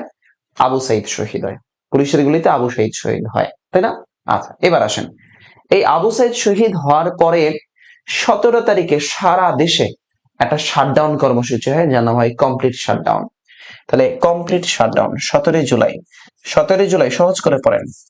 Complete shutdown, complete complete shutdown, shutdown, complete shutdown হয়। তাহলে জুলাই বিপ্লবে সারা দেশে কমপ্লিট শাটডাউন কবে হয়? 17 জুলাই। কত জুলাই? 17 জুলাই। কত জুলাই? 17 জুলাই। কত জুলাই? 17 জুলাই। এবার আসেন 18 জুলাই মুগ্ধ মারা যায়। কে মারা যায়? মুগ্ধ মারা যায়। 18 জুলাই কি হয়? মুগ্ধ মারা যায় এবং ডিজিটাল ক্র্যাকডাউন হয়। ডিজিটাল ক্র্যাকডাউন হয় না 18 জুলাই? সারা দেশে ইন্টারনেট বন্ধ করে দেয়। তাহলে 18 জুলাই, 18 জুলাই হয় digital crackdown. Digital crackdown, digital crackdown, digital crackdown, digital crackdown হয় 18 জুলাই। 18 জুলাই কি হয়? Digital crackdown. কি হয়? Digital crackdown. এবং মুগ্ধ মারা যায়, মীর মুগ্ধ মারা যায়। ডিজিটাল ক্র্যাকডাউন হয় এবং কি মীর মুগ্ধ মারা যায়। কত তারিখে? 18 তারিখে। কত তারিখে? 18 তারিখে। ওকে, এরপরে আসেন সবচেয়ে গুরুত্বপূর্ণ, এরপরে আসেন জুলাই মাসের 21 তারিখে। 21 তারিখে সরকার কি করে? ওই যে কোটা বাতিল করে। বাতিল করে 93% মেধা আর 5% মুক্তিযোদ্ধার সন্তান, প্রতিবন্ধীদের জন্য 1% রাখে এবং তৃতীয় লিঙ্গের জন্য 1%, ক্ষুদ্র নিগোষ্ঠীদের জন্য 1% রাখে। 21 জুলাই এটা জারি করেছে। তাহলে কোটা বিলুপ্তি কবে হয়? এই কোটা বিলুপ্তি সংস্কার হয়েছে কবে? সংস্কার হয়েছে কবে? 21 জুলাই 2024। কত তারিখে? 21 জুলাই 2024 সালে। এবার আসেন জুলাই মাসের 31 তারিখ। কত তারিখ? 31 তারিখ। সেদিন হয় মার্চ ফর জাস্টিস। 31 তারিখ, 31 জুলাই, 31 জুলাই হয় March for justice. March for justice, March for justice. 1 তারিখে শুরু হলো, 16 তারিখে আবু সাইদ মারা গেল। 17 তারিখে, 17 তারিখে খেয়াল করেন, 16 তারিখের পরে 17 তারিখের দিকে কমপ্লিট শাটডাউন হলো। 18 তারিখে ইন্টারনেট বন্ধ করে দিল, ডিজিটাল ক্র্যাকডাউন হলো, মীর মুগ্ধ মারা গেল। 31 জুলাই মার্চ ফর জাস্টিস হলো। 31 জুলাই কি? March for justice. 31 July March for justice. আমার সাথে আবার একটু পড়েন, সহজ করে পড়েন, পড়া মনে থাকবে ইনশাল্লাহ। জুলাই মাসের 1 তারিখ আন্দোলনটা শুরু হলো বৈষম্য বিরোধী ছাত্র আন্দোলন নামে। 16 তারিখে বেগম রোকেয়া বিশ্ববিদ্যালয়ের ছাত্র ইংরেজি বিভাগের আবু সাইদ শহীদ হলো। 17 তারিখে কমপ্লিট শাটডাউন। 18 তারিখে ডিজিটাল ক্র্যাকডাউন, মীর মুগ্ধ শহীদ হয়। 31 তারিখে March for justice. July clear কিনা বলেন? জুলাই ক্লিয়ার কিনা? জুলাই ক্লিয়ার কিনা? জুলাই মাস ক্লিয়ার? জুলাই মাস ক্লিয়ার? জুলাই মাস ক্লিয়ার? জুলাই ডান? জুলাই ডান কিনা বলেন? জুলাই ডান? জুলাই ডান। ওকে, জুলাই যদি ডান হয়ে যায়, এবার আসেন আগস্ট। 4 আগস্ট। 4 আগস্ট কি হয়? March to Dhaka. 4 আগস্ট কোন কর্মসূচি হয়? March to Dhaka. March to Dhaka. July clear হয়ে যায়, তাহলে 4 4 মার্চ কি 4 আগস্ট কি মার্চ টু ঢাকা। আজ 5 আগস্ট। 5 আগস্ট কি হয়? অন্তর্বর্তী সরকারের ঘোষণা দেন কে? এই যে জেনারেল ওয়াকারুজ্জামান, এবং শেখ হাসিনার গণভবন থেকে তিনি ক্ষমতাচ্যুত হন, তাই তো? ক্ষমতাচ্যুত হন। সহজ করে মনে রাখবেন, সহজ করে মনে রাখবেন, জুলাই ডান। 1 তারিখ, 16 তারিখ, 17 তারিখ, 18 তারিখ, 31 তারিখ। 1 তারিখে শুরু, 16 তারিখে আবু সঈদের শহীদ, 17 তারিখে ডিজিটাল ক্র্যাক, 17 তারিখে কমপ্লিট শাটডাউন, 18 তারিখে ডিজিটাল ক্র্যাকডাউন, ইন্টারনেট সেবা বন্ধ করে দেয় সরকার। এরপরে 31 তারিখে মার্চ ফর জাস্টিস। এরপরে 4 তারিখে, আগস্ট মাসের 4 তারিখে মার্চ টু ঢাকা। 5 তারিখে ক্ষমতাচ্যুত হন। ওকে, এবার আসেন, এই জুলাই আন্দোলনের সাথে কিছু শব্দ আমরা দেখেছি, খুবই গুরুত্বপূর্ণ কিছু শব্দ, যেমন কমপ্লিট শাটডাউন। একটু আগে বলছিলাম কমপ্লিট শাটডাউন মানে কি? জরুরি সেবা, হাসপাতাল, হাসপাতাল এবং জরুরি সেবা ছাড়া, জরুরি সেবা ছাড়া সবকিছু বন্ধ। হাসপাতাল বা জরুরি সেবা ছাড়া সবকিছু কি বন্ধ থাকবে, সেটা হলো কমপ্লিট শাটডাউন। কি shutdown? Complete shutdown, complete shutdown.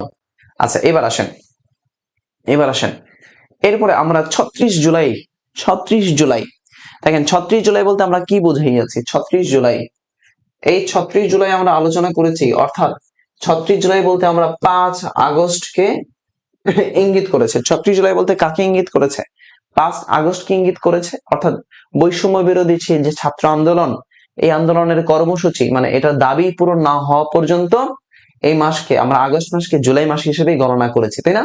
এবং এই 5 আগস্টে শেখ হাসিনার পতনের পরে যে আমরা দ্বিতীয় স্বাধীনতা পেলাম, তাই তো? তাহলে 36 জুলাই বলতে আমরা কাকে বোঝাচ্ছি? 5 আগস্টকে বোঝাচ্ছি। কাকে?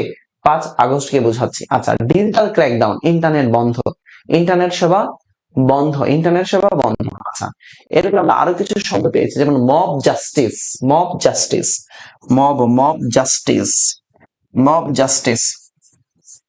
কিছু শব্দ পেলাম না? Mob justice. মব জাস্টিস মানে কি? মব জাস্টিস মানে কি? মব জাস্টিস মানে কি? মব জাস্টিস মানে কি? একটু কমেন্ট করেন।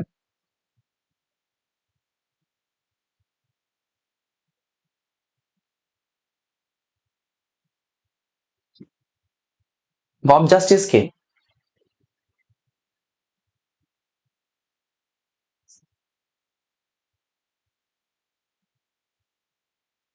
মব জাস্টিস মানে কি? হুম, কথা বলার স্বাধীনতা, কথা বলার স্বাধীনতা। একজন বলছে কথা বলার স্বাধীনতা, একজন বলছে কথা বলার স্বাধীনতা। বাকিরা একটু কমেন্ট করে জানাবেন। Mob justice, mob justice.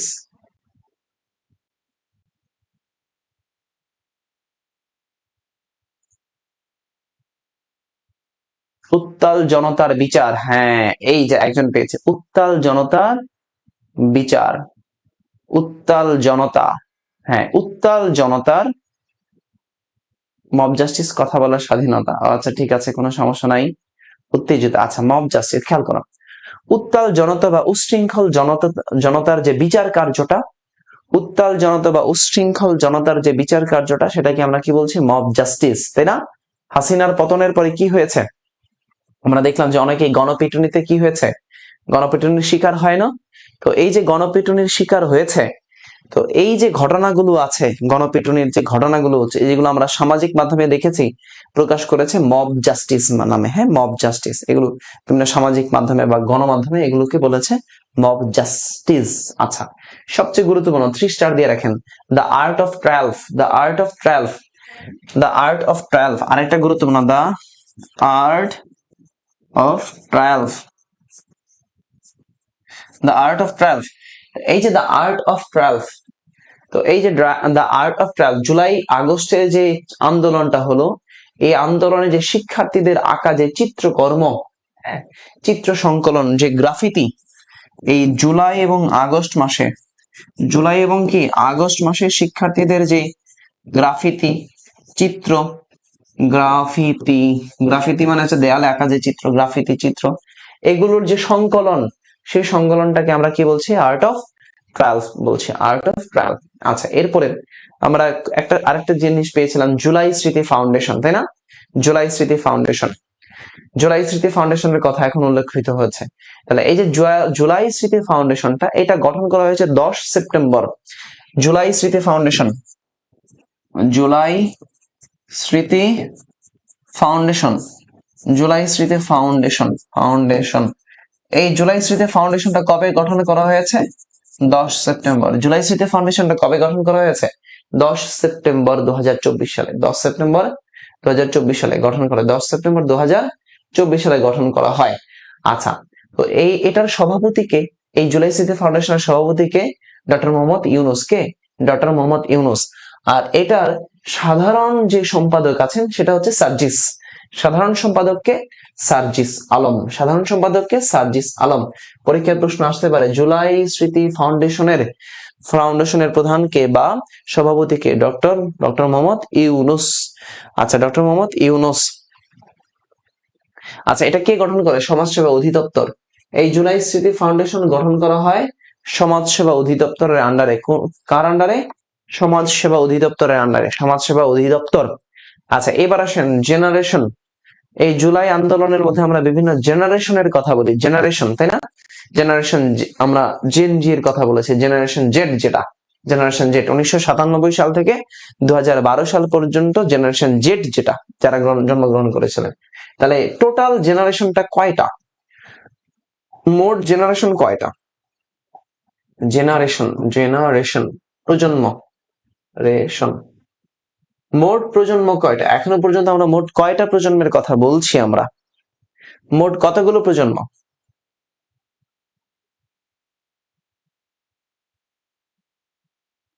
কয়টা প্রজন্ম একটু আমাকে বলেন, টোটাল প্রজন্ম কয়টা? 1901 সাল থেকে, 1901 সাল থেকে এখন পর্যন্ত টোটাল প্রজন্ম কয়টা? 1901 সাল থেকে 1927 সাল পর্যন্ত একটা প্রজন্ম ছিল, তাই না? তাহলে দেখেন জেনারেশন জেড যেটা, হ্যাঁ জেনারেশন জেড, টোটাল প্রজন্ম কয়টা? আপনারা অ্যান্সার করেন, মোট জেনারেশন কয়টা? আচ্ছা, আমরা জেনারেশন জেড যেটা বলছি 1997 সাল থেকে 2012 সাল, 1997 থেকে 2012 সাল পর্যন্ত জেনারেশন জেড যেটা, হ্যাঁ জেনারেশন জেড। আচ্ছা, এই জেনারেশন জেড 1997 সাল থেকে 2012 সাল পর্যন্ত, 2012 সাল থেকে 2024 সাল পর্যন্ত সেটা হচ্ছে generation alpha. Alpha, generation alpha 2012 থেকে 2024 সাল পর্যন্ত আমরা বলছি জেনারেশন আলফা। জেনারেশন কি? আলফা। তাহলে 2025 সাল থেকে নেক্সট যে জেনারেশনটা আছে, এই জেনারেশনটার নাম কি বলেন তো ভাই? 2025 সাল থেকে যে জেনারেশনটা, সেটার নাম কি? 2025 সাল থেকে যে জেনারেশনটা, আচ্ছা total generation 8টা। Thank you স্রোতশ্রেণী Arha, 8টা জেনারেশনের কথা বলেছে। 2024 সাল পর্যন্ত জেনারেশন 7টা। 2025 সাল থেকে যে জেনারেশনটা আছে, সেই জেনারেশনটার নাম কি একটু বলবেন? Generation beta. Thank you, generation beta. 25 সাল থেকে 2029 সাল পর্যন্ত, 25 সাল থেকে 2029 সাল পর্যন্ত জেনারেশন বিটা। তাহলে আলফা বিটা, আলফা বিটা, এই কয়টা একটু মনে রাখেন, Z alpha beta, Z alpha beta. তাহলে আমরা 39 সাল পর্যন্ত কয়টা জেনারেশন পাই? এখনো পর্যন্ত 39 সাল পর্যন্ত কয়টা জেনারেশন পাই?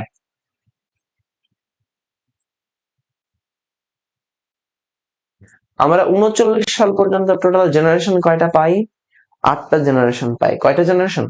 অর্থাৎ 1901 সাল থেকে 2039 সাল পর্যন্ত আমরা টোটাল 8টা জেনারেশন পাই। কয়টা জেনারেশন?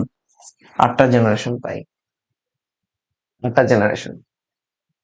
ওকে, পৃষ্ঠা হলো, আমরা আলোচনা করছিলাম পৃষ্ঠা 13, পৃষ্ঠা 13, 14, পৃষ্ঠা 13, 14 ডান, পৃষ্ঠা 13, 14 ডান, পৃষ্ঠা 13, 14 ডান। একটু আমাকে বলেন পৃষ্ঠা 13, 14 ডান কিনা?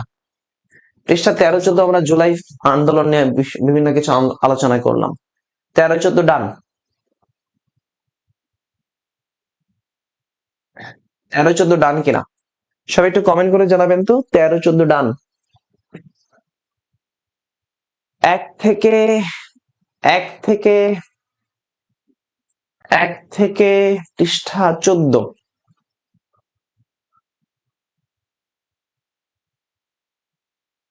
এক থেকে পৃষ্ঠা 14 পর্যন্ত 1 to 14 সবাই একটু কমেন্টে লিখেন 1 to 14 ডান। আমি বলেছিলাম যে মিহির জিকে ফাইনাল সাজেশন যেটা আছে এইটা আপনাদেরকে আমি শেষ করায় দেব ইনশাআল্লাহ, শেষ করায় দেব। কি রাজি? ক্লাস করতে রাজি? ক্লাস করতে রাজি তো? রেগুলার যদি ক্লাস দেই ঠিক এই টাইমে 6:30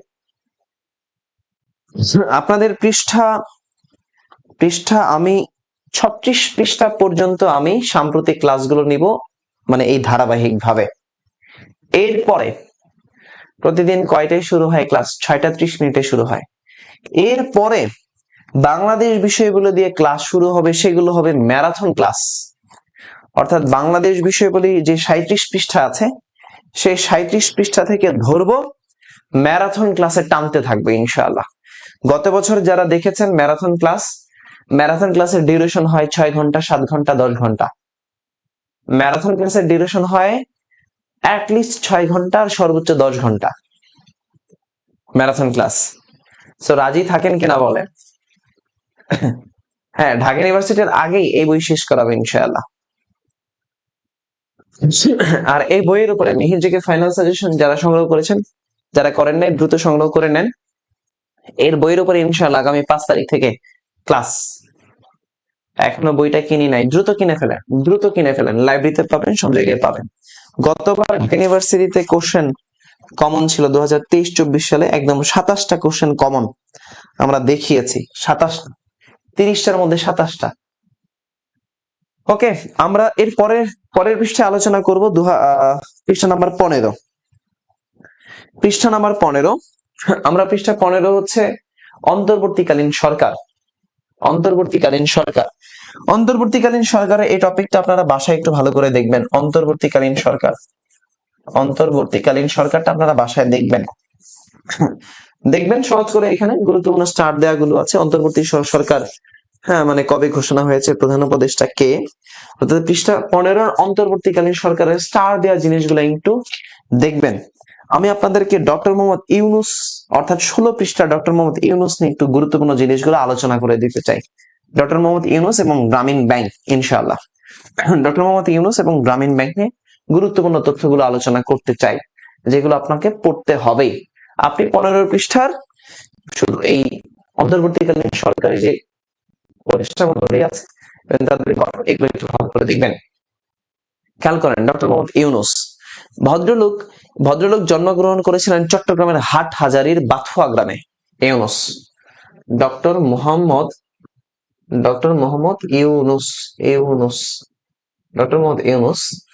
ইউনুসের জন্ম হচ্ছে সিটিজি চট্টগ্রামের হাটহাজারীর বাথুয়া গ্রামে। ডক্টর মোহাম্মদ ইউনুস কোথায় জন্মগ্রহণ করেছেন? চট্টগ্রামের হাটহাজারীর বাথুয়া গ্রামে। কোন গ্রামে? হাটহাজারীর বাথুয়া গ্রামে। তার কি উপাধি? ডক্টর মোহাম্মদ ইউনুসের উপাধি কি? তিনি ক্ষুদ্র ঋণের প্রবর্তক। এই ডক্টর মোহাম্মদ ইউনুসের উপাধিটা কি? তিনি ক্ষুদ্র ঋণের প্রবর্তক এবং তিনি সামাজিক ব্যবসার উদ্যোক্তা।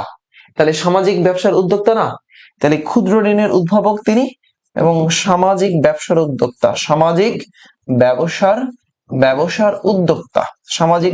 উদ্যোক্তা বা বলতে পারেন প্রবর্তক।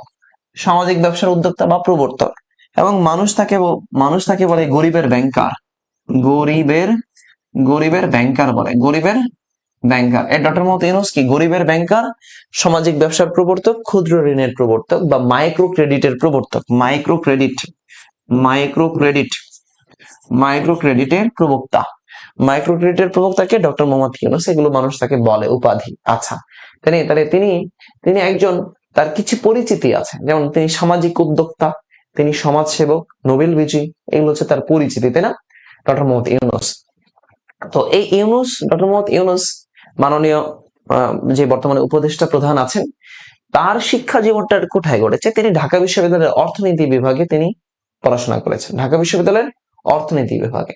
তাহলে তার শিক্ষা জীবনটা, তার শিক্ষা জীবন ঢাকা ইউনিভার্সিটির ইকোনমিক্স ডিপার্টমেন্ট, ইকোনমিক্স, তাহলে ইকোনমিক্স ঢাকা বিশ্ববিদ্যালয় ইকোনমিক্স ডিপার্টমেন্টে তিনি পড়াশোনা করেছেন, ঠিক আছে। আচ্ছা, এরপরে তিনি ইকোনমিক্স থেকে তিনি স্নাতক এবং স্নাতকোত্তর ডিগ্রি পড়াশোনা করেন। এরপরে তিনি কোথায় চলে গেলেন? উচ্চ শিক্ষার জন্য কোথায় চলে গেলেন? উচ্চ শিক্ষার জন্য তিনি যুক্তরাষ্ট্র চলে গিয়েছিলেন। সেই যুক্তরাষ্ট্র থেকে তিনি যে বিশ্ববিদ্যালয় থেকে পড়েছিলেন তার নাম হচ্ছে ভান্ডারবিল্ট। কি নাম? ভান্ডারবিল্ট বিশ্ববিদ্যালয়, ভান্ডারবিল্ট। সেই ভান্ডারবিল্ট বিশ্ববিদ্যালয় থেকে তিনি পিএইচডি ডিগ্রি অর্জন করেন। তাহলে তার আরেকটা পড়াশোনা, উচ্চ শিক্ষাটা কোথায় হয়েছে? মার্কিন যুক্তরাষ্ট্রের ভান্ডারবিল্ট বিশ্ববিদ্যালয় থেকে, ভান্ডারবিল্ট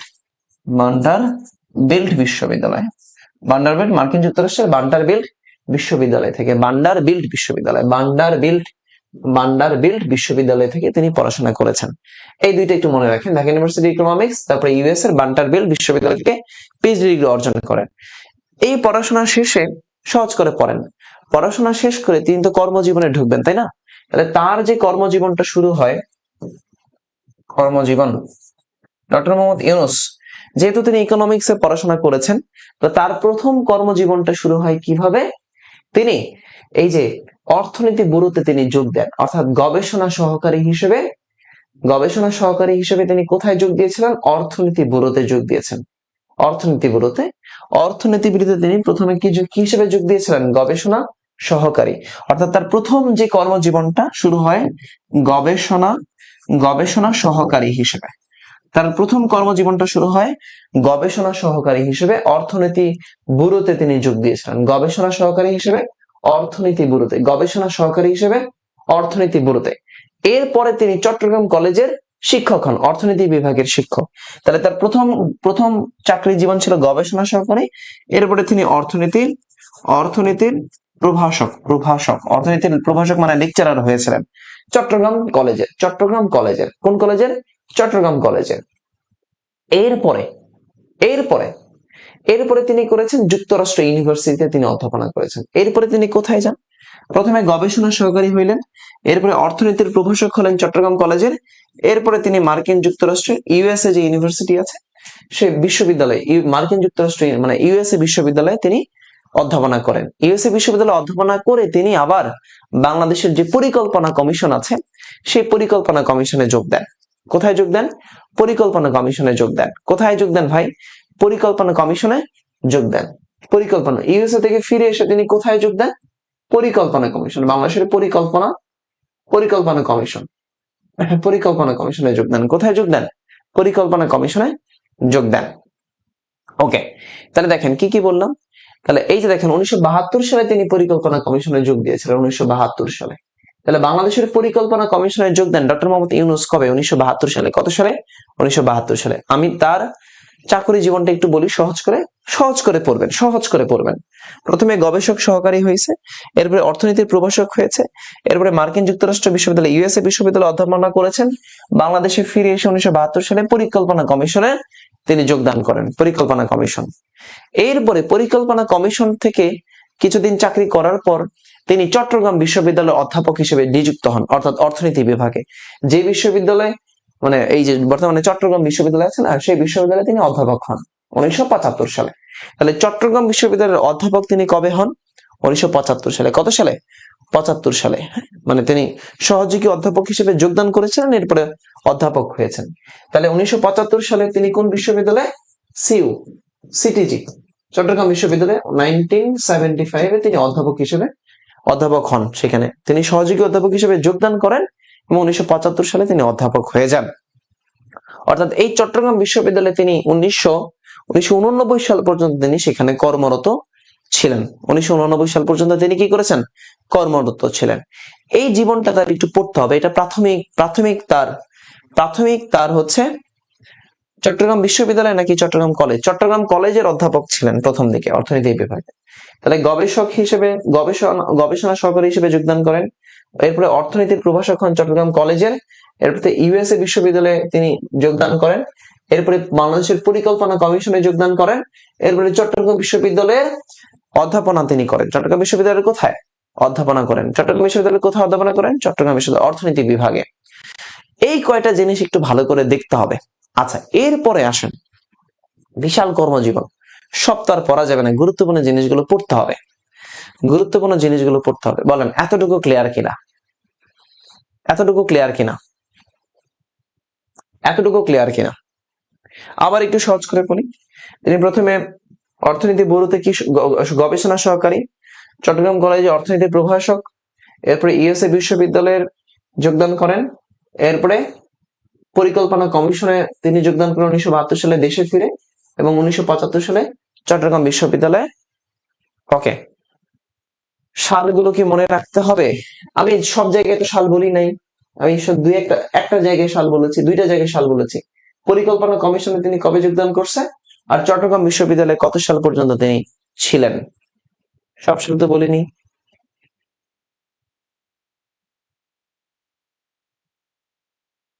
ওকে, ক্লিয়ার? সহজ করে পড়েন, গুছায় পড়েন, বেশি পড়া যাবে না, অল্প করে পড়েন। আচ্ছা, তো দেখেন, তো এই হলো তার একটা একটা হচ্ছে তার জীবন। এরপরে তিনি বিভিন্ন বিশ্ববিদ্যালয়ের চ্যান্সেলর নিযুক্ত হন। সেগুলো একটু কম গুরুত্বপূর্ণ, এক নজরে সেগুলো দেখে যাবেন। এগুলো বিভিন্ন আগেকার ঘটনা, 2012 সালে, 18 সালে, 20 সালের ঘটনা।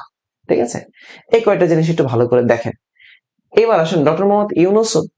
ডক্টর মোহাম্মদ ইউনূসের যে জীবনী যে বিশ্ববিদ্যালয়ে অন্তর্ভুক্ত করা হয় সেটা হচ্ছে কানাডা এবং জাপান, মানে মাধ্যমিক পর্যায়ে। ডক্টর মোহাম্মদ ইউনূসের জীবনী আমরা তাকে গুরুত্ব দেইনি, কিন্তু এখন পৃথিবী তাকে গুরুত্ব দেয়।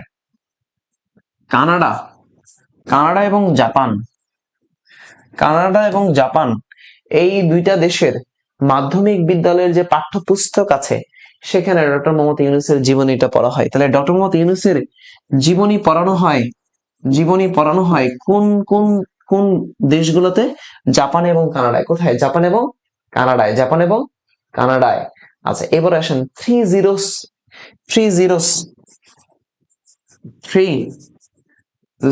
এই যে থ্রি জিরোস এর প্রবক্তাকে doctor Mohammad Yunus. Three zeros এর প্রবক্তাকে doctor Mohammad Yunus.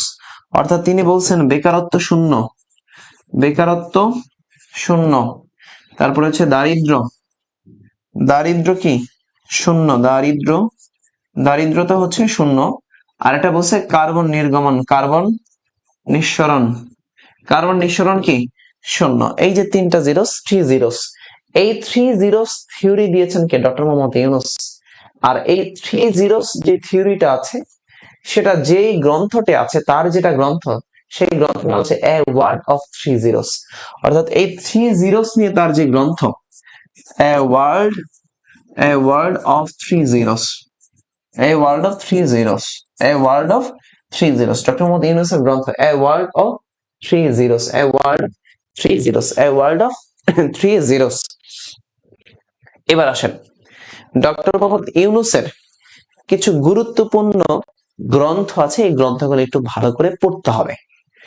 A world of three zeros, গুরুত্বপূর্ণ কিছু গ্রন্থ আছে, এই গ্রন্থগুলো ভালো করে পড়তে হবে। একটু খেয়াল করেন, ডক্টর মোহাম্মদ ইউনূসের গুরুত্বপূর্ণ গ্রন্থগুলো ভালো করে পড়তে হবে। একটু শোনেন আমার কথাগুলো, একটু শোনেন। অনেক গ্রন্থ আছে, সব তো আপনি পড়তে পারবেন না, একটু সহজ করে কিভাবে টেকনিক দিয়ে পড়া যায় খেয়াল করেন। আচ্ছা, ডক্টর মোহাম্মদ ইউনূস গ্রামীণ ব্যাংকের প্রতিষ্ঠাতা না? তাহলে সে লিখছে গ্রামীণ ব্যাংক ও আমার জীবন। কি লিখছে? গ্রামীণ ব্যাংক ও আমার জীবন। কি বলছে? গ্রামীণ ব্যাংক ও আমার জীবন, গ্রামীণ ব্যাংক এবং আমার জীবন।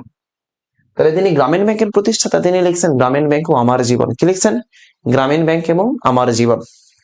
আচ্ছা, এই গ্রামীণ ব্যাংক তাহলে ব্যাংকের সাথে জড়িত। তাহলে তিনি বলছেন আমি ব্যাংকার টু পোর।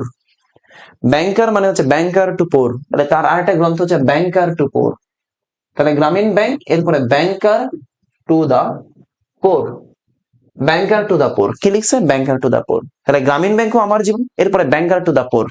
মিলায় মিলায় পড়বেন। গ্রামীণ ব্যাংক এবং আমার জীবন, banker to the poor, banker to দা কি পোর, ব্যাংকার টু দা পোর। এবার আসেন, সে ব্যাংকিং খাতে আসার পরে সে ভাবতেছে এটা হলো একটা সামাজিক ব্যবসা। কি ব্যবসা? সামাজিক ব্যবসা। তাহলে সে লিখলো সামাজিক ব্যবসা, মানুষকে সহযোগিতা করা এটা একটা সামাজিক ব্যবসা। খুবই ভালো কথা। এই সামাজিক ব্যবসা করতে গিয়ে সে চিন্তা করতেছে সে হ্যাপিনেস পাচ্ছে, তাহলে তার গ্রন্থের নাম হচ্ছে সুপার হ্যাপিনেস। কি না? Happiness, super happiness, super happiness, super happiness. গ্রন্থের নাম কি? Super happiness. কি গ্রন্থের নাম? Super happiness, super happiness. তাহলে গ্রামীণ ব্যাংক ও আমার জীবন, ব্যাংকার টু দা পোর, সামাজিক ব্যবসা সে, এরপরে সুপার হ্যাপিনেস। কি বল? Super happiness. এই সুপার হ্যাপিনেস বলার পরে সে আবার বলল যে আমি বিল্ডিং সোশ্যাল বিজনেস এটা দাঁড় করিয়ে ফেলেছি। তাহলে building, building, building social business, building social business. তাহলে দেখেন আমার সাথে একটু সহজ করে পড়েন, মাথায় থাকবে। সহজ করে পড়েন, মাথায় থাকবে। এলোমেলো করে পড়লে মাথায় থাকবে না। গ্রামীণ ব্যাংক ও আমার জীবন, এরপরে ব্যাংকার টু দা পোর, গ্রামীণ ব্যাংক, ব্যাংকার টু দা পোর। এই ব্যাংকার টু দা পোর করার পরে মানুষকে ঋণ দিচ্ছে, সে বলছে সামাজিক ব্যবসা করছে। সামাজিক ব্যবসা করার পরে সে সুপার হ্যাপিনেস হয়ে গেছে। কি বললাম? সুপার হ্যাপিয়েস্ট পারসন হয়ে গেছে, সুপার হ্যাপিনেস। সুপার হ্যাপিনেস পাওয়ার পরে সে আবার চিন্তা করলো আমি বিল্ডিং সোশ্যাল বিজনেস করছি। তাহলে বিল্ডিং সোশ্যাল বিজনেস। তাহলে গ্রামীণ ব্যাংক ও আমার জীবন, ব্যাংকার টু দা পোর, তারপরে হচ্ছে সামাজিক ব্যবসা, super happiness, building social business. Building কি? Building social business, building social business. আচ্ছা, এইবার আসেন, এইবার আসেন, সে এবার বলল যে তার তার যে আত্মজীবনীমূলক গ্রন্থ, সেই গ্রন্থের নাম হচ্ছে দারিদ্রহীন বিশ্বের অভিমুখে।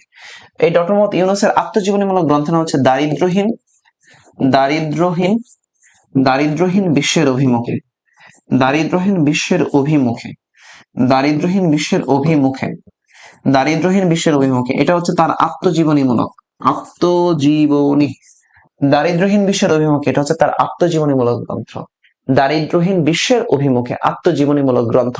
আরেকটা তো বললাম, এ world of three zeros, A world of three zeros, a world three zeros, A world of three zeros.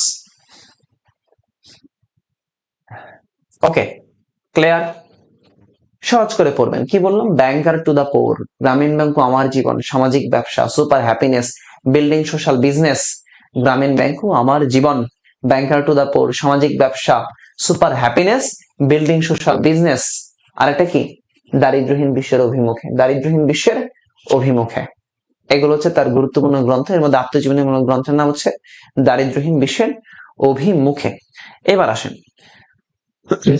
Doctor Mohammad ইউনূসকে সাম্প্রতিক সময়ে খেয়াল করেন, এই যে তিনি 8 আগস্ট 2024 সালে যে অন্তর্বর্তীকালীন সরকারের প্রধান হলেন, এই ডক্টর মোহাম্মদ ইউনূসকে টাইম ম্যাগাজিন, কি বলে, নেচার ম্যাগাজিন, হ্যাঁ নেচার ম্যাগাজিন নামে একটা ম্যাগাজিন আছে, তাকে বলছে the revolutionary economist. Doctor Mohammad ইউনূসকে নেচার ম্যাগাজিন, যে নেচার ম্যাগাজিন বলেছে the revolutionary economist, the revolutionary economist, the revolutionary economist, the revolutionary economist বলেছে কে? Nature magazine. কে বলেছে? Nature magazine. এবং আরেকটা আছে, খেয়াল করেন, নেচার সাময়িকী। এই নেচার সাময়িকী কি বলছে তাকে?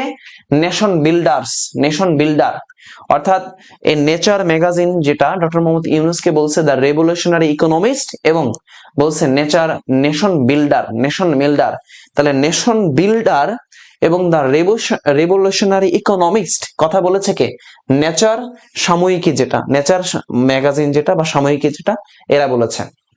তাহলে দেখেন, এটা যুক্তরাষ্ট্র, হ্যাঁ যুক্তরাষ্ট্র ভিত্তিক একটা সাময়িকী, নেচার সাময়িকী যেটা, নেচার সাময়িকী, নেচার, নেচার সাময়িকী। এই নেচার সাময়িকী মার্কিন যুক্তরাষ্ট্র ভিত্তিক, মার্কিন যুক্তরাষ্ট্র ভিত্তিক একটা সাময়িকী, যা ম্যাগাজিন। ডক্টর মোহাম্মদ ইউনূসকে কি বলেছে? The revolutionary economist. আরেকটা বলছে nation builder, nation builder, nation builder. এবং তারা যে প্রতিবেদন প্রকাশ করেছে, 10 জনকে নিয়ে প্রতিবেদন প্রকাশ করেছে, সেই 10 জনের মধ্যে একজন হচ্ছেন ডক্টর মোহাম্মদ ইউনূস, ডক্টর মোহাম্মদ ইউনূস। ওকে, ইউনূস। এবার আসেন, তিনি অনেকগুলো পুরস্কার লাভ করেছেন, অনেকগুলো পুরস্কার লাভ করেছেন, অনেকগুলো পুরস্কার লাভ করেছেন। কোনগুলো আপনি পড়বেন কোনগুলো গুরুত্বপূর্ণ সেগুলোই সবচেয়ে গুরুত্বপূর্ণ। কোনটা পড়তে হবে আর কোনটা অল্প করে পড়তে হবে এটা জানাটা গুরুত্বপূর্ণ। দেখেন, যেগুলো সবচেয়ে গুরুত্বপূর্ণ সেগুলো একটু পড়ার চেষ্টা করবেন। তার যে পুরস্কার বা সম্মাননা তিনি যেগুলো লাভ করেছেন তারিখ অনুযায়ী পড়বেন। সময় তখন 1987 সাল। এই পুরস্কার পড়ার ক্ষেত্রে তা সালটা অনুযায়ী দেখবেন। 87 সালে তিনি বেসামরিক পুরস্কার পাইছেন, ওই যে আমাদের স্বাধীনতা পুরস্কার আছেন, তাহলে 87 সালে তিনি বাংলাদেশ থেকে পাইছেন স্বাধীনতা পুরস্কার। কি পেয়েছেন? স্বাধীনতা পুরস্কার। স্বাধীনতা স্বাধীনতা পুরস্কার। তাহলে 1987 সালে তিনি কি পাইছেন? স্বাধীনতা পুরস্কার পেয়েছেন। তাহলে স্বাধীনতা পুরস্কার থেকে প্রশ্ন হতে পারে সাম্প্রতিক, অথবা ডক্টর মোহাম্মদ ইউনূস থেকে প্রশ্ন হতে পারে। তাহলে স্বাধীনতা পুরস্কার পাইছেন। এরপরে গ্রামীণ ব্যাংকের সাথে তিনি যৌথভাবে নোবেল পাইছেন 2006 সালে। 2006 সালে নোবেল, শান্তিতে নোবেল পুরস্কার পেয়েছেন। 2006 সালে শান্তিতে নোবেল পুরস্কার পাইছেন, পেয়ে গেলেন। তাহলে 87 পরে 2006, 1987 পাইছেন স্বাধীনতা পুরস্কার, যেটা বাংলাদেশের সর্বোচ্চ পুরস্কার, বেসামরিক খেতাব, এটা পাইছেন। এরপরে 2006 সালে গ্রামীণ ব্যাংকের সাথে যৌথভাবে পেয়েছেন কি? পুরস্কার। আচ্ছা, এরপরে আসেন, মার্কিন যুক্তরাষ্ট্র থেকে তিনি প্রেসিডেন্সিয়াল মেডেল অফ ফ্রিডম পেয়েছেন। তাহলে 2009 সালে মার্কিন যুক্তরাষ্ট্র থেকে presidential presidential presidential presidential medal of freedom, medal medal আপনার, আমার বানান ভুল হতে পারে, আপনারা একটু নিজে নিজে লিখেন। Presidential medal of freedom, presidential medal of freedom পাইছে। তাহলে মার্কিন যুক্তরাষ্ট্র থেকে পাইছে প্রেসিডেন্সিয়াল মেডেল অফ ফ্রিডম কত সালে? 2009 সালে। কত সালে? 2009 সালে presidential medal of freedom, presidential medal of freedom. এর পরের বছরই 2010 সালে, 2010 সালে ওই আমেরিকা থেকেই, মার্কিন যুক্তরাষ্ট্র থেকেই তিনি আরেকটা মেডেল পাইছে, তার নাম হচ্ছে Congressional gold medal, Congressional gold medal. তাহলে তিনি কি পাইছেন? Congressional gold medal, Congressional gold medal, Congressional gold medal. তাহলে মার্কিন যুক্তরাষ্ট্র থেকে দুইটা পাইছেন, 9 এবং 10-এ। 9 এবং কোথায়? 10-এ। 9 এবং 10-এ, 9 এবং 10-এ, 9 এবং 10-এ, 9 সালে এবং 10 সালে, 9 সালে এবং 10 সালে। তাহলে একটা হলো প্রেসিডেন্সিয়াল মেডেল অফ ফ্রিডম, 9 সালে পেয়েছে, এবং 10 সালে পেয়েছে কি? Congressional gold medal, Congressional gold medal, Congressional gold medal. একটু ভালো করে এই কয়টা পড়েন। তাহলে 1987 সালে পাইছে স্বাধীনতা পুরস্কার, 2006 সালে পেয়েছে নোবেল পুরস্কার, 2009 সালে তিনি পেয়েছেন ইউএসএ থেকে, 2010 সালে তিনি পেয়েছেন ইউএসএ থেকে। তাহলে 9-10 ইউএসএ থেকে, 6-এ নোবেল পুরস্কার, 87-তে স্বাধীনতা পুরস্কার। 87-তে কি? স্বাধীনতা পুরস্কার। আবার একটু বলেন, স্বাধীনতা পুরস্কার 1987 সালে, 2006 সালে তিনি নোবেল পুরস্কার পেয়েছেন গ্রামীণ ব্যাংকের সাথে যৌথভাবে, এবং 2006 সালে, 2009 সালে তিনি মার্কিন যুক্তরাষ্ট্র থেকে প্রেসিডেন্সিয়াল মেডেল অফ ফ্রিডম পেয়েছেন, এবং 2010 সালে তিনি কংগ্রেশনাল গোল্ড মেডেল পেয়েছেন মার্কিন যুক্তরাষ্ট্র থেকে। ওকে, আমাকে বলেন ক্লিয়ার কিনা, আমাকে বলেন ভাই ক্লিয়ার কিনা, ক্লিয়ার কিনা? আচ্ছা, আর আরেকটা পুরস্কার আছে যেটা অলিম্পিকের সাথে যুক্ত, এবছরেও মানে তিনি অলিম্পিকে গিয়েছিলেন আমরা জানি। তো ক্রীড়া উন্নয়নের জন্য তিনি অলিম্পিক লরেন্স পুরস্কার পান। এটা সাম্প্রতিক সময়ে 2021 সালে অলিম্পিক লরেন্স, অলিম্পিক লরেন্স। এই যে 2024 সালে অলিম্পিক, সে অলিম্পিকে কিন্তু ডক্টর মোহাম্মদ ইউনূস ছিলেন। অলিম্পিক শেষ করেই কিন্তু তিনি বাংলাদেশে আসছিলেন, তাই না? অলিম্পিক, ইউনূসকে নিয়ে সহজ করে ছোট করে পড়বেন, ডক্টর মোহাম্মদ ইউনূসকে নিয়ে। অলিম্পিক লরেন্স 2021 সালে পেয়েছেন অলিম্পিক লরেন্স। আচ্ছা, ডক্টর মোহাম্মদ ইউনূস পড়ানোর পরে আমরা আলোচনা করতে চাই পৃষ্ঠা নাম্বার 16 ডান, পৃষ্ঠা 16 ডান, আমরা 17 নিয়ে গ্রামীণ ব্যাংক নিয়ে আলোচনা করতে চাই। 16-17 গ্রামীণ ব্যাংক, 16-17 নিয়ে আলোচনা করতে চাই। 17 পৃষ্ঠার মধ্যে আছে গ্রামীণ ব্যাংক, গ্রামীণ ব্যাংক নিয়ে একটু আলোচনা করতে চাই পরীক্ষার মধ্যে। দেখেন, আপনারা এখন মাঝে মাঝে আমাকে প্রশ্ন করেন যে স্যার, ডক্টর মোহাম্মদ ইউনূস ক্ষমতায় আসছে, তাই ডক্টর মোহাম্মদ ইউনূসকে নিয়ে প্রশ্ন আসবে, এটা বলেন ভাই। সেই 1999 সাল থেকে ডক্টর মোহাম্মদ ইউনূসকে নিয়ে প্রশ্ন আসতেছে, সেই 1999 সাল থেকে ডক্টর মোহাম্মদ ইউনূসকে নিয়ে প্রশ্ন আসতেছে, সেই গ্রামীণ ব্যাংক নিয়ে অনেক আগে থেকে প্রশ্ন আসতেছে। আপনি দেখেন না 1999 সালের বিসিএস এর প্রশ্নগুলো দেখেন, 1999 সালে বিসিএস এর প্রশ্ন দেখেন, সেখানে ডক্টর মোহাম্মদ ইউনূস নিয়ে প্রশ্ন আসছে, গ্রামীণ ব্যাংক নিয়ে প্রশ্ন আসছে, গ্রাম নিয়ে প্রশ্ন আসছে। গুরুত্বপূর্ণ টপিক, তিনি আলোচনায় আসছেন, এই জন্য তো গুরুত্বপূর্ণ, একই সাথে তিনি তিনি তাকে নিয়ে অনেক আগে থেকে প্রশ্ন হচ্ছে। ওকে, আমরা গ্রামীণ ব্যাংক নিয়ে আলোচনা করতে চাই। শুরু করি, কি বলেন? পৃষ্ঠা নাম্বার 17, মিহিজিকে ফাইন্যান্স পৃষ্ঠা 17, গ্রামীণ ব্যাংক। দেখেন, গ্রামীণ ব্যাংক, তাহলে এই যে গ্রামীণ ব্যাংকটা আছে, তিনি এটা কবে প্রতিষ্ঠা করলেন? গ্রামীণ ব্যাংকটা প্রতিষ্ঠা করলেন কবে? সে প্রতিষ্ঠা করলেন কবে? 1976 সালে। কত সালে? 1976 সালে। গুরুত্বপূর্ণ জিনিসগুলো একটু ভালো করে পড়বেন। গ্রামীণ ব্যাংক, গ্রামীণ ব্যাংক প্রতিষ্ঠা কবে? 1976 সালে। গ্রামীণ ব্যাংক, গ্রামীণ ব্যাংক 1976 সালে। কত সালে? 1976 সালে গ্রামীণ ব্যাংক প্রতিষ্ঠা। কোথায়? সিটিজিতে, চট্টগ্রামে। চট্টগ্রামের কোথায়? জোবরা গ্রামে। জোবরা, চট্টগ্রামের একটা গ্রাম আছে, নাম হলো জোবরা গ্রামে গ্রামীণ ব্যাংকটা তিনি প্রতিষ্ঠা করলেন 1976 সালে। কত সালে? 1976 সালে। তো এই গ্রামীণ ব্যাংকটা একদম পূর্ণাঙ্গ ব্যাংক হিসেবে, পূর্ণাঙ্গ ব্যাংক হিসেবে তার যে কার্যক্রম, এই গ্রামীণ ব্যাংকটা পূর্ণাঙ্গ ব্যাংক হিসেবে তার কার্যক্রম, পূর্ণাঙ্গ ব্যাংক হিসেবে তার কার্যক্রমটা কবে চালু করলো?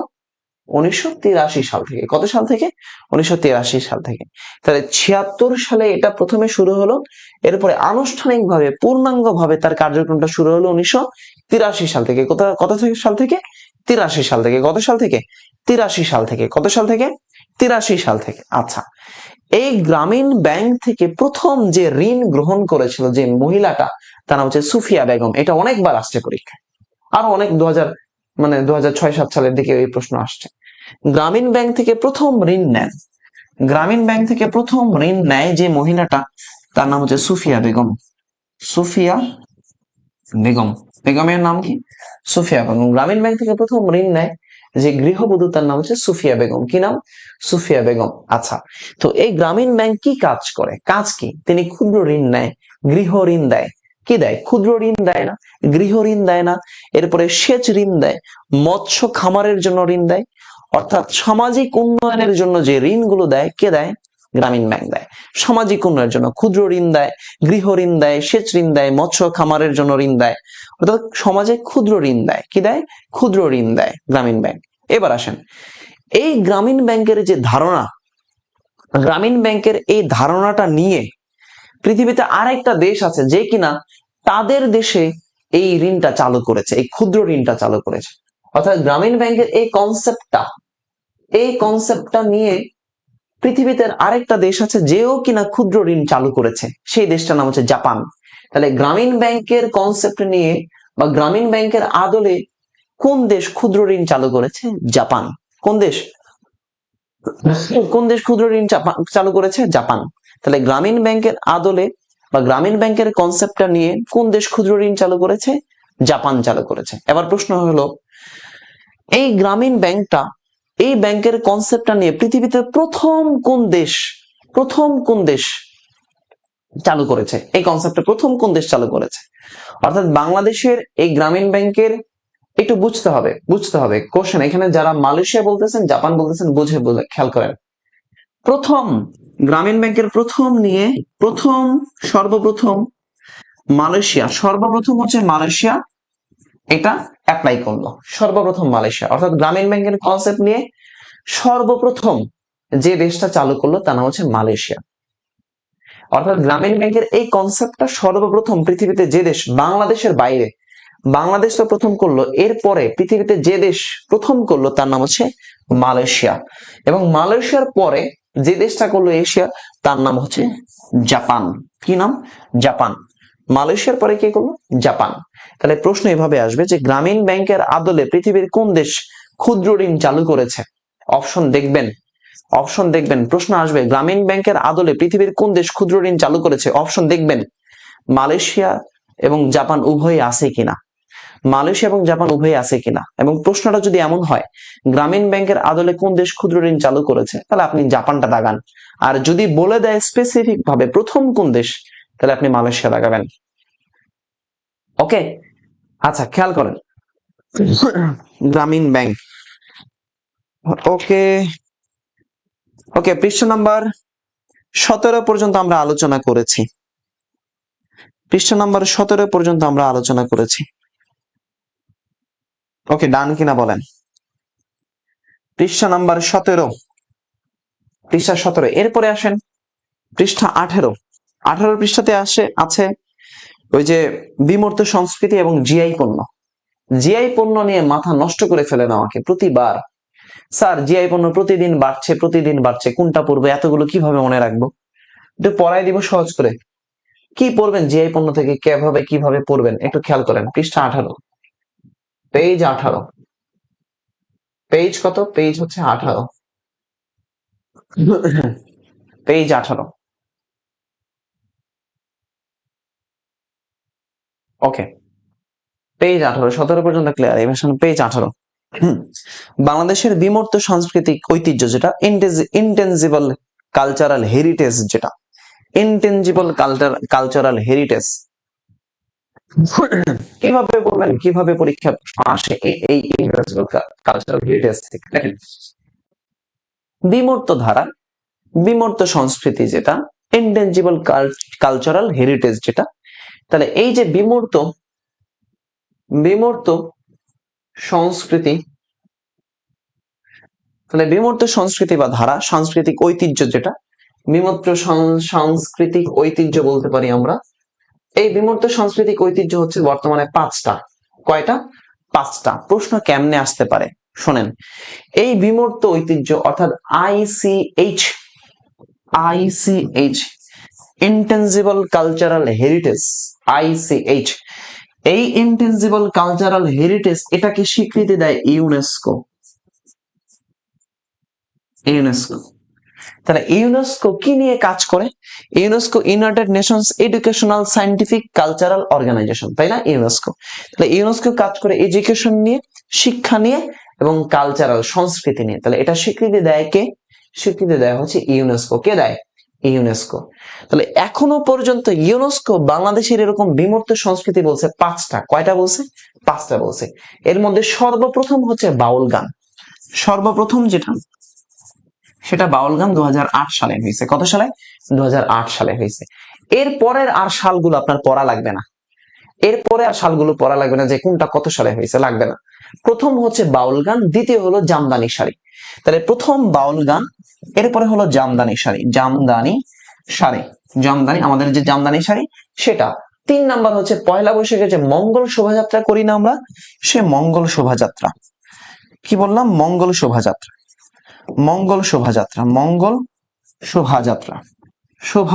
খেয়াল করেন প্রশ্ন কিভাবে আসবে। মঙ্গল শোভাযাত্রা। 4 নম্বর হচ্ছে ওই যে আমাদের সিলেটের যে শীতল পাটি আছে, শীতল পাটি। তাহলে কি? সিলেটের শীতল পাটি, সিলেটের শীতল পাটি। তাহলে বাউল গান সবার আগে, এরপরে জামদানি, এরপরে মঙ্গল শোভাযাত্রা, এরপরে শীতল পাটি। বাউল গান কত সালে? 2008 সালে। বাউল গান কত সালে? 2008 সালে। এবার আসেন 4টা পেয়ে গেলাম। এবার পঞ্চম যেটা, সর্বশেষ যেটা, সেটা ঢাকার রিক্সা এবং রিক্সা চিত্র।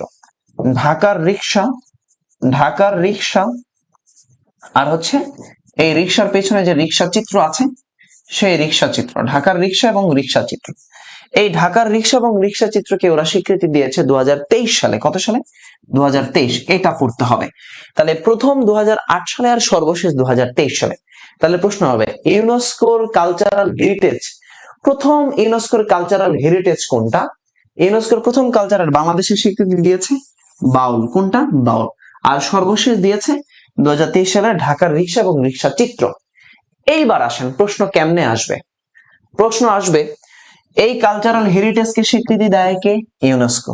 বর্তমানে এই কালচারাল বিমূর্ত সংস্কৃতি কয়টা? 5টা। এরপরে আসবে নিচের কোনটি কালচারাল হেরিটেজ নয়, বিমূর্ত সংস্কৃতি নয়। নিচের কোনটা নয়? এই 9 টাইপের আসবে। নিচের কোনটা নয়? এই 9 টাইপের আসবে। তখন অপশনে দিবে বাউল গান, জামদানি শাড়ি, ঢাকার রিক্সা চিত্র। এই 3টা দিল। বাউল গান, জামদানি শাড়ি, রিক্সা চিত্র। আরেকটা অপশন দিয়ে দিল হচ্ছে মুক্তাগাছার মন্ডা দিল 4 নম্বর অপশনে। তাহলে আপনার দাগাতে হবে কোনটা?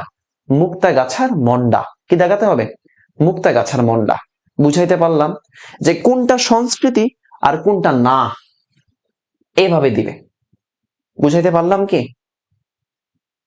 বুঝাতে পারলাম ইউনেস্কো? বলেন বুঝাতে পারলাম?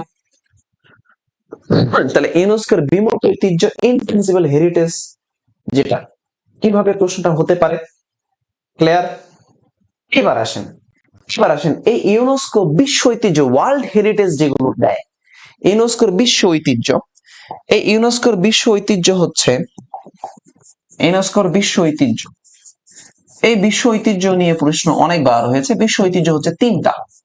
ইউনেস্কোর বিশ্ব ঐতিহ্য কয়টা? তিনটা। কয়টা ভাই? ওয়ার্ল্ড হেরিটেজ কয়টা? তিনটা। 60 গম্বুজ মসজিদ যেটা আছে বাগেরহাটে, বিশ্ব ঐতিহ্য একটা হচ্ছে 60 গম্বুজ গম্বুজ মসজিদ, 60 গম্বুজ মসজিদ, বাগেরহাটের 60 গম্বুজ মসজিদ বিশ্ব ঐতিহ্য, যেটা 321তম বিশ্ব ঐতিহ্য, এটা 1985 সালে স্বীকৃতি দিয়েছে 60 গম্বুজ মসজিদ।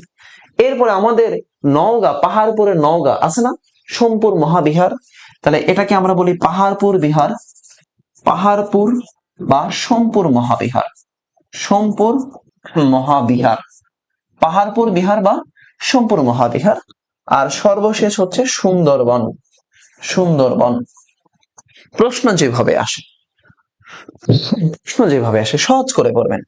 এই 60 গম্বুজ মসজিদ আর সোমপুর মহাবিহার এই দুইটাকে 1985 সালে স্বীকৃতি দেয়, দুইটা 1985 সালে স্বীকৃতি পায়। আর সুন্দরবনটা স্বীকৃতি পায় 1997 সালের 6 ডিসেম্বর, 6 ডিসেম্বর 1997 সালে। তাহলে 1997 সালের 6 ডিসেম্বর, এটাই পরীক্ষায় আসে যে বিশ্ব ঐতিহ্য ইউনেস্কো কবে স্বীকৃতি মানে সুন্দরবনকে দিয়েছে? 6 ডিসেম্বর 1997 সালে। কততম বিশ্ব ঐতিহ্য? 798তম। এই সুন্দরবনটা 798তম বিশ্ব ঐতিহ্য। কততম? 798তম বিশ্ব ঐতিহ্য। কততম বিশ্ব ঐতিহ্য? 798তম বিশ্ব ঐতিহ্য। এইটাই পরীক্ষা আসে। এখন প্রশ্নে কিভাবে দিতে পারে? নিচের কোনটি ইউনেস্কোর বিশ্ব ঐতিহ্যের অংশ নয়? নিচের কোনটি ইউনেস্কোর বিশ্ব ঐতিহ্যের অংশ নয়? তখন কি দিবে দেখেন, তখন 60 গম্বুজ মসজিদ, পাহাড়পুর বিহার, সোমপুর মহাবিহারও দিবে, সুন্দরবনও দিবে, আর আরেকটা অপশন দিবে বাউল গান, বাউল গান।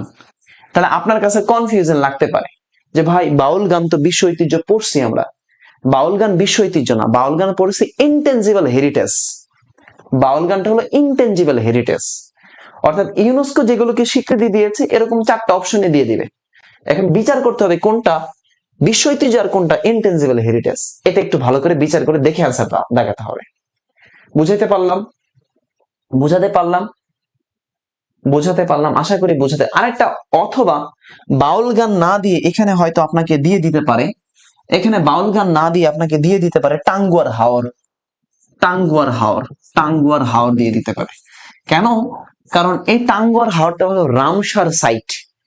বলছে ওয়ার্ল্ড হেরিটেজ সাইট কোনটা, এই প্রশ্ন করবে কোনটি নয়, ওয়ার্ল্ড হেরিটেজ সাইট কোনটি নয়, 3টা অপশন দিবে আর ওদিকে টাঙ্গুয়ার হাওর দিতে হবে। এই টাঙ্গুয়ার হাওর হচ্ছে রামসার সাইট, এই টাঙ্গুয়ার হাওর হচ্ছে রামসার সাইট।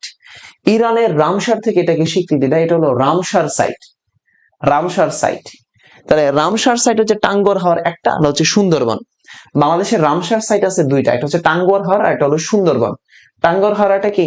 সুন্দরবন। বাংলাদেশের প্রথম রামসার সাইট হচ্ছে এই সুন্দরবন, যেটা 1992 সালে স্বীকৃতি দেওয়া হয়। বাংলাদেশের প্রথম রামসার সাইট হচ্ছে সুন্দরবন, 1992 সালে থেকে স্বীকৃতি দেয়।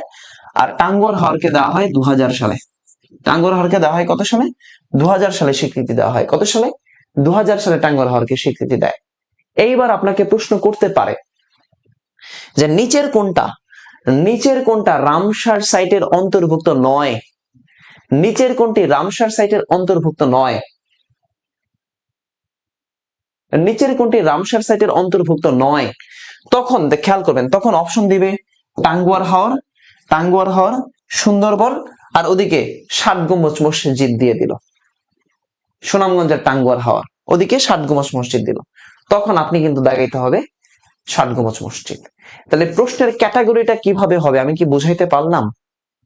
প্রশ্নের ক্যাটাগরি কি, প্রশ্নের ক্যাটাগরি কি এটা বোঝাতে পারলাম কিনা ভাই বলেন তো? প্রশ্নের ক্যাটাগরি বুঝাইতে পারলাম?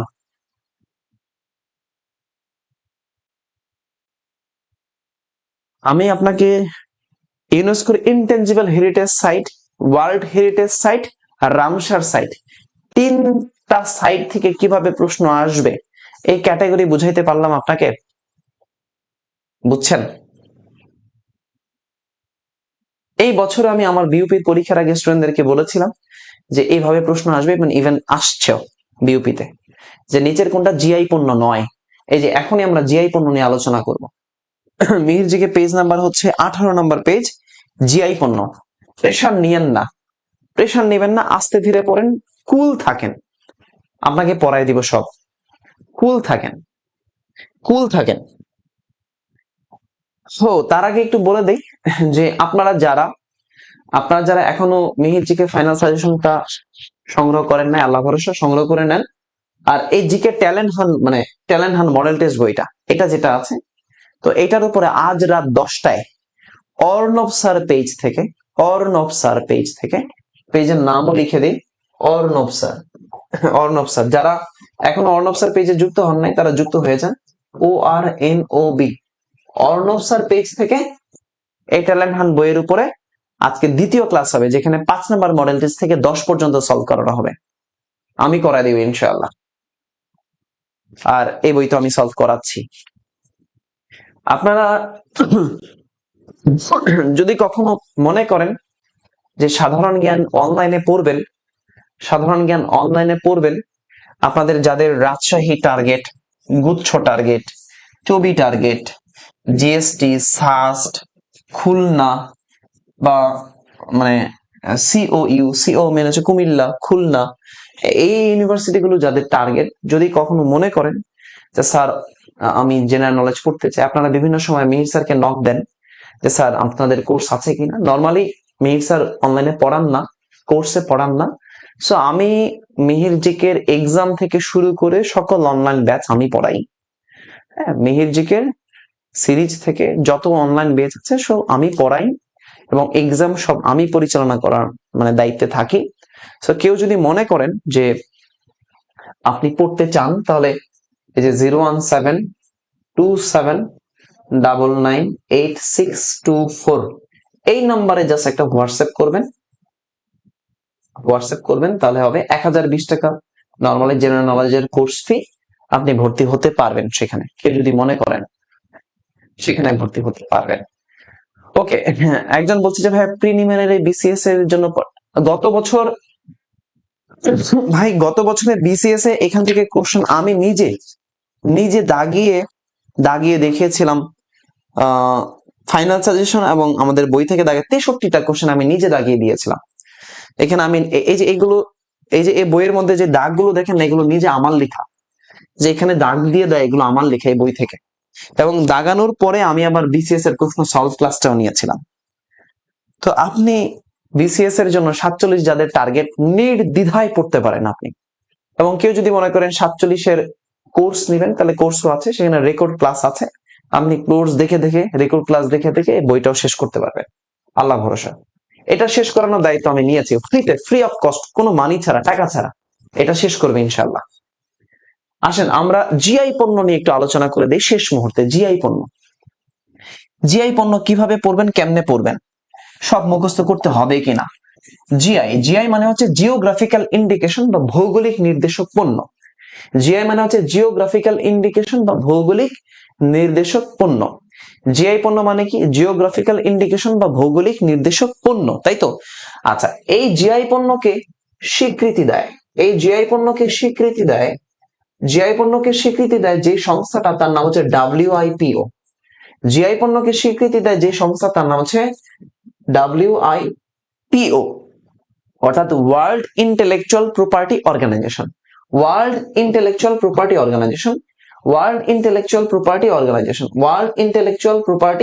অর্গানাইজেশন, জিআই পণ্য। আচ্ছা, এইটার সদর দপ্তর কিন্তু আবার হেডকোয়ার্টার কিন্তু আছে জেনেভা, সুইজারল্যান্ড।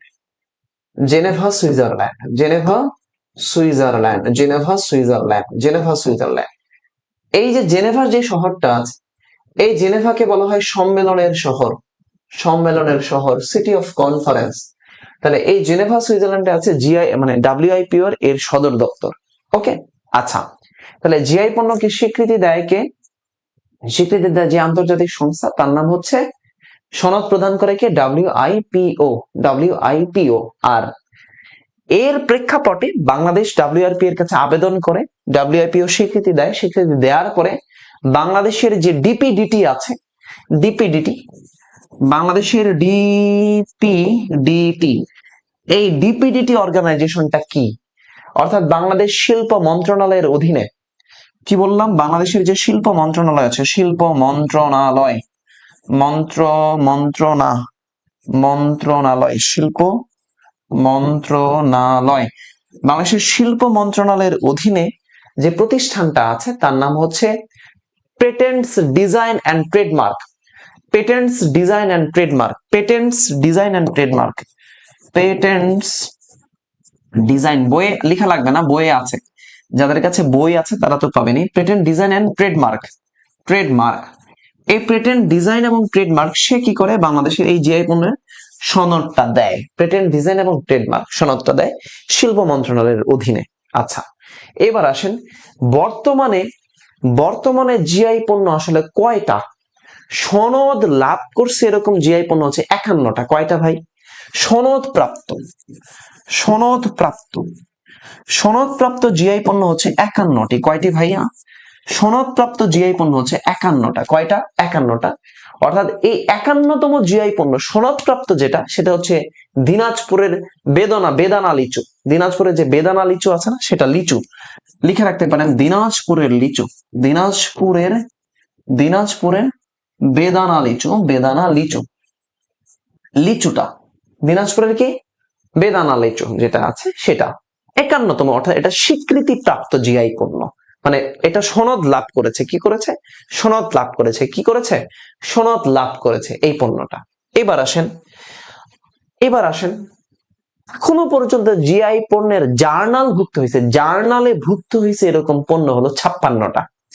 জার্নাল ভুক্ত জিআই পণ্য, জার্নালে ভুক্ত হয়েছে এরকম জিআই হলো 56টা। কয়টা? জার্নালে ভুক্ত হয়েছে এরকম জিআই পণ্য হচ্ছে 56টা। কয়টা ভাইয়া? 56টা। এখন এই 56তম পণ্যটার নাম হচ্ছে, যে আমাদের ঢাকাতে একটা তুলা পাওয়া যায় যেটাকে বলে আমরা কার্পাস তুলা। এই কার্পাস তুলার বীজ এবং গাছ, কার্পাস তুলা দেখেছেন কিনা আমি জানি না। এই কার্পাস তুলার বীজ এবং গাছ, বীজ ও গাছ, এই কার্পাস তুলার বীজ এবং গাছটা হলো 56তম, যেটা জার্নাল ভুক্ত। কি বললাম? জার্নাল ভুক্ত, জার্নাল ভুক্ত। তাহলে এখন প্রশ্ন হবে, জার্নাল ভুক্ত কয়টা? 56টা। আর সনদ প্রাপ্ত পাইছে হচ্ছে 51টা। জার্নাল ভুক্তের মধ্যে হচ্ছে সর্বশেষ আমাদের যেটা হচ্ছে এই যে ঢাকার ফুটি কার্পাস তুলার যেটা বীজ এবং গাছ, আর সনদ প্রাপ্তের মধ্যে দিনাজপুরের লিচু। এই দুইটা মনে রাখবেন। এইবার আসেন, আরো একটা জিনিস মনে রাখতে হবে, বাংলাদেশের প্রথম জিআই পণ্য যেটা, সে প্রথম জিআই পণ্যের নাম হচ্ছে জামদানি শাড়ি। খুবই গুরুত্বপূর্ণ, জামদানি শাড়ি।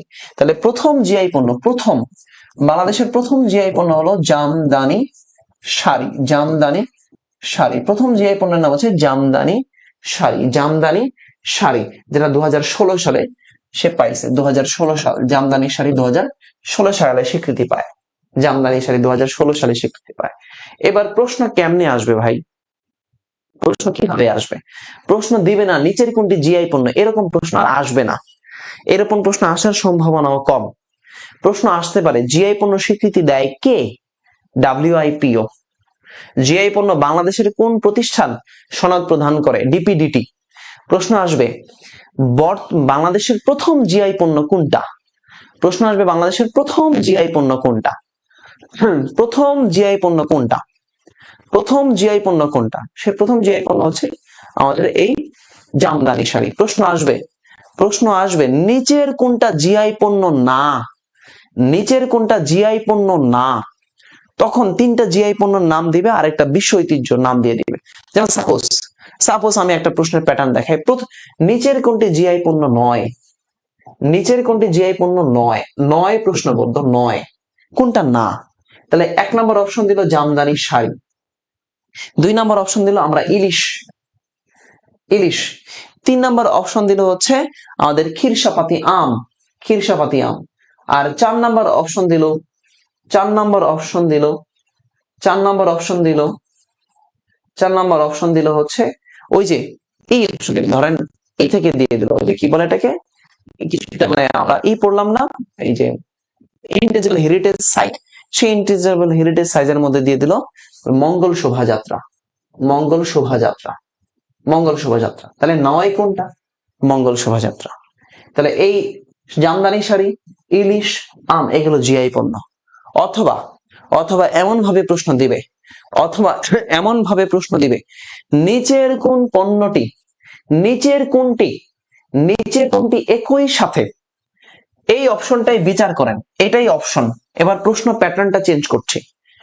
নিচের কোনটি একই সাথে, নিচের কোনটি একই সাথে, একই সাথে জিআই পণ্য, একই সাথে জিআই পণ্য ও ইনটেনজিবল হেরিটেজ সাইট, একই সাথে জিআই পণ্য এবং হচ্ছে intangible heritage site, intangible heritage site, intangible heritage site, একই সাথে জিআই পণ্য এবং ইনটেনজিবল কালচারাল হেরিটেজ, আর কি intangible cultural heritage, intangible cultural heritage, একই সাথে জিআই পণ্য এবং ইনটেনজিবল কালচারাল হেরিটেজ কোনটা বলেন তো? কোনটা বলেন? এই প্রশ্নটা খেয়াল করেন। নিচের কোনটি একই সাথে জিআই পণ্য, একই সাথে জিআই পণ্য আর ইনটেনজিবল কালচারাল হেরিটেজ কোনটা? তখন অ্যান্সার কি হবে? তখন অ্যান্সার হবে কোনটা? তখন অ্যান্সার হবে কোনটা? কমেন্ট করেন তো ভাই। একই সাথে জিআই পণ্য, তাহলে জিআই পণ্য শাড়ি, জামদানি শাড়ি, আর এই জামদানি শাড়িটাও ইনটেনজিবল কালচারাল হেরিটেজ, তখন হবে জামদানি শাড়ি। তখন কি হবে? জামদানি শাড়ি। বুঝাইতে পারলাম?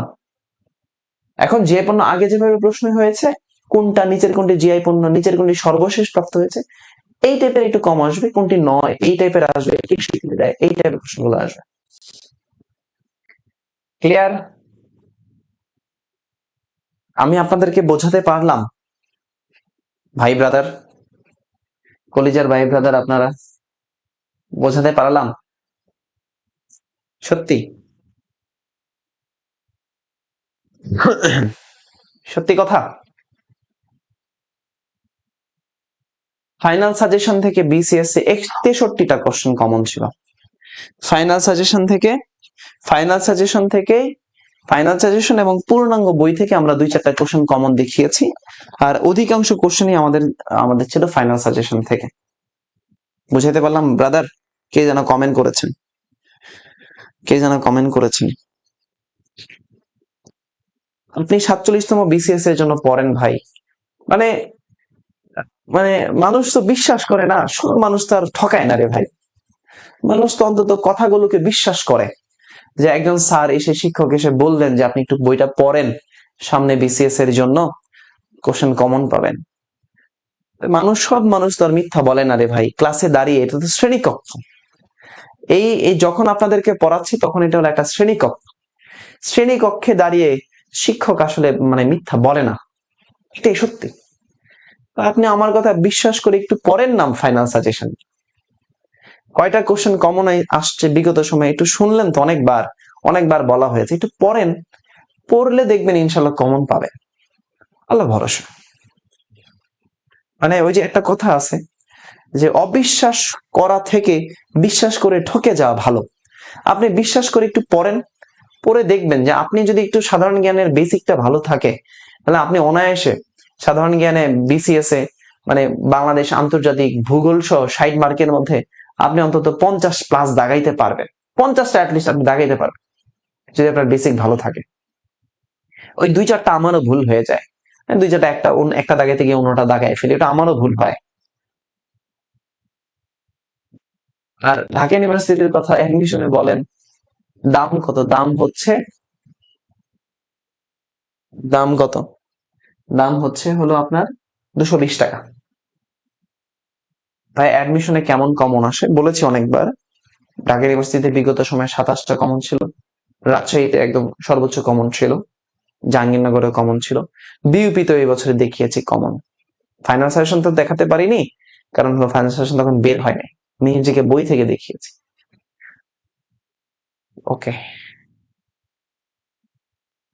আপনাদের যদি কোনো কারণে সাধারণ জ্ঞানের কোনো কনফিউশন থাকে, বা সাধারণ জ্ঞান নিয়ে যদি একটু মনে করেন যে একান্ত ভাবে একটু আলাদা করে পড়তে চাই সামনে, অনলাইনের মানে ফ্রি ক্লাসের পাশাপাশি।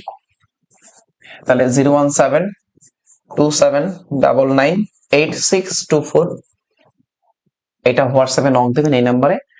আল্লাহ ভরসা, আমি আপনাদেরকে সহযোগিতা করব, হেল্প করব। আর ঠিক আজকে রাত 10টায়, আজ রাত ঠিক 10টায় জিকে ট্যালেন্ট হান্ট বইয়ের উপরে ক্লাস হবে, মডেল টেস্ট সলভ হবে অর্ণব স্যার পেজ থেকে। আর ঠিক আজকের এই ক্লাসটা একটু পরে ইউটিউবে আপলোড করে দিব, যারা দেখেননি দেখে নিতে পারবেন, আর সামনে 2x দিয়ে আবার দেখে নিতে পারবেন। সবাই ভালো থাকবেন, সুস্থ থাকবেন, নিরাপদে থাকবেন। আল্লাহ হাফেজ, আসসালামু আলাইকুম।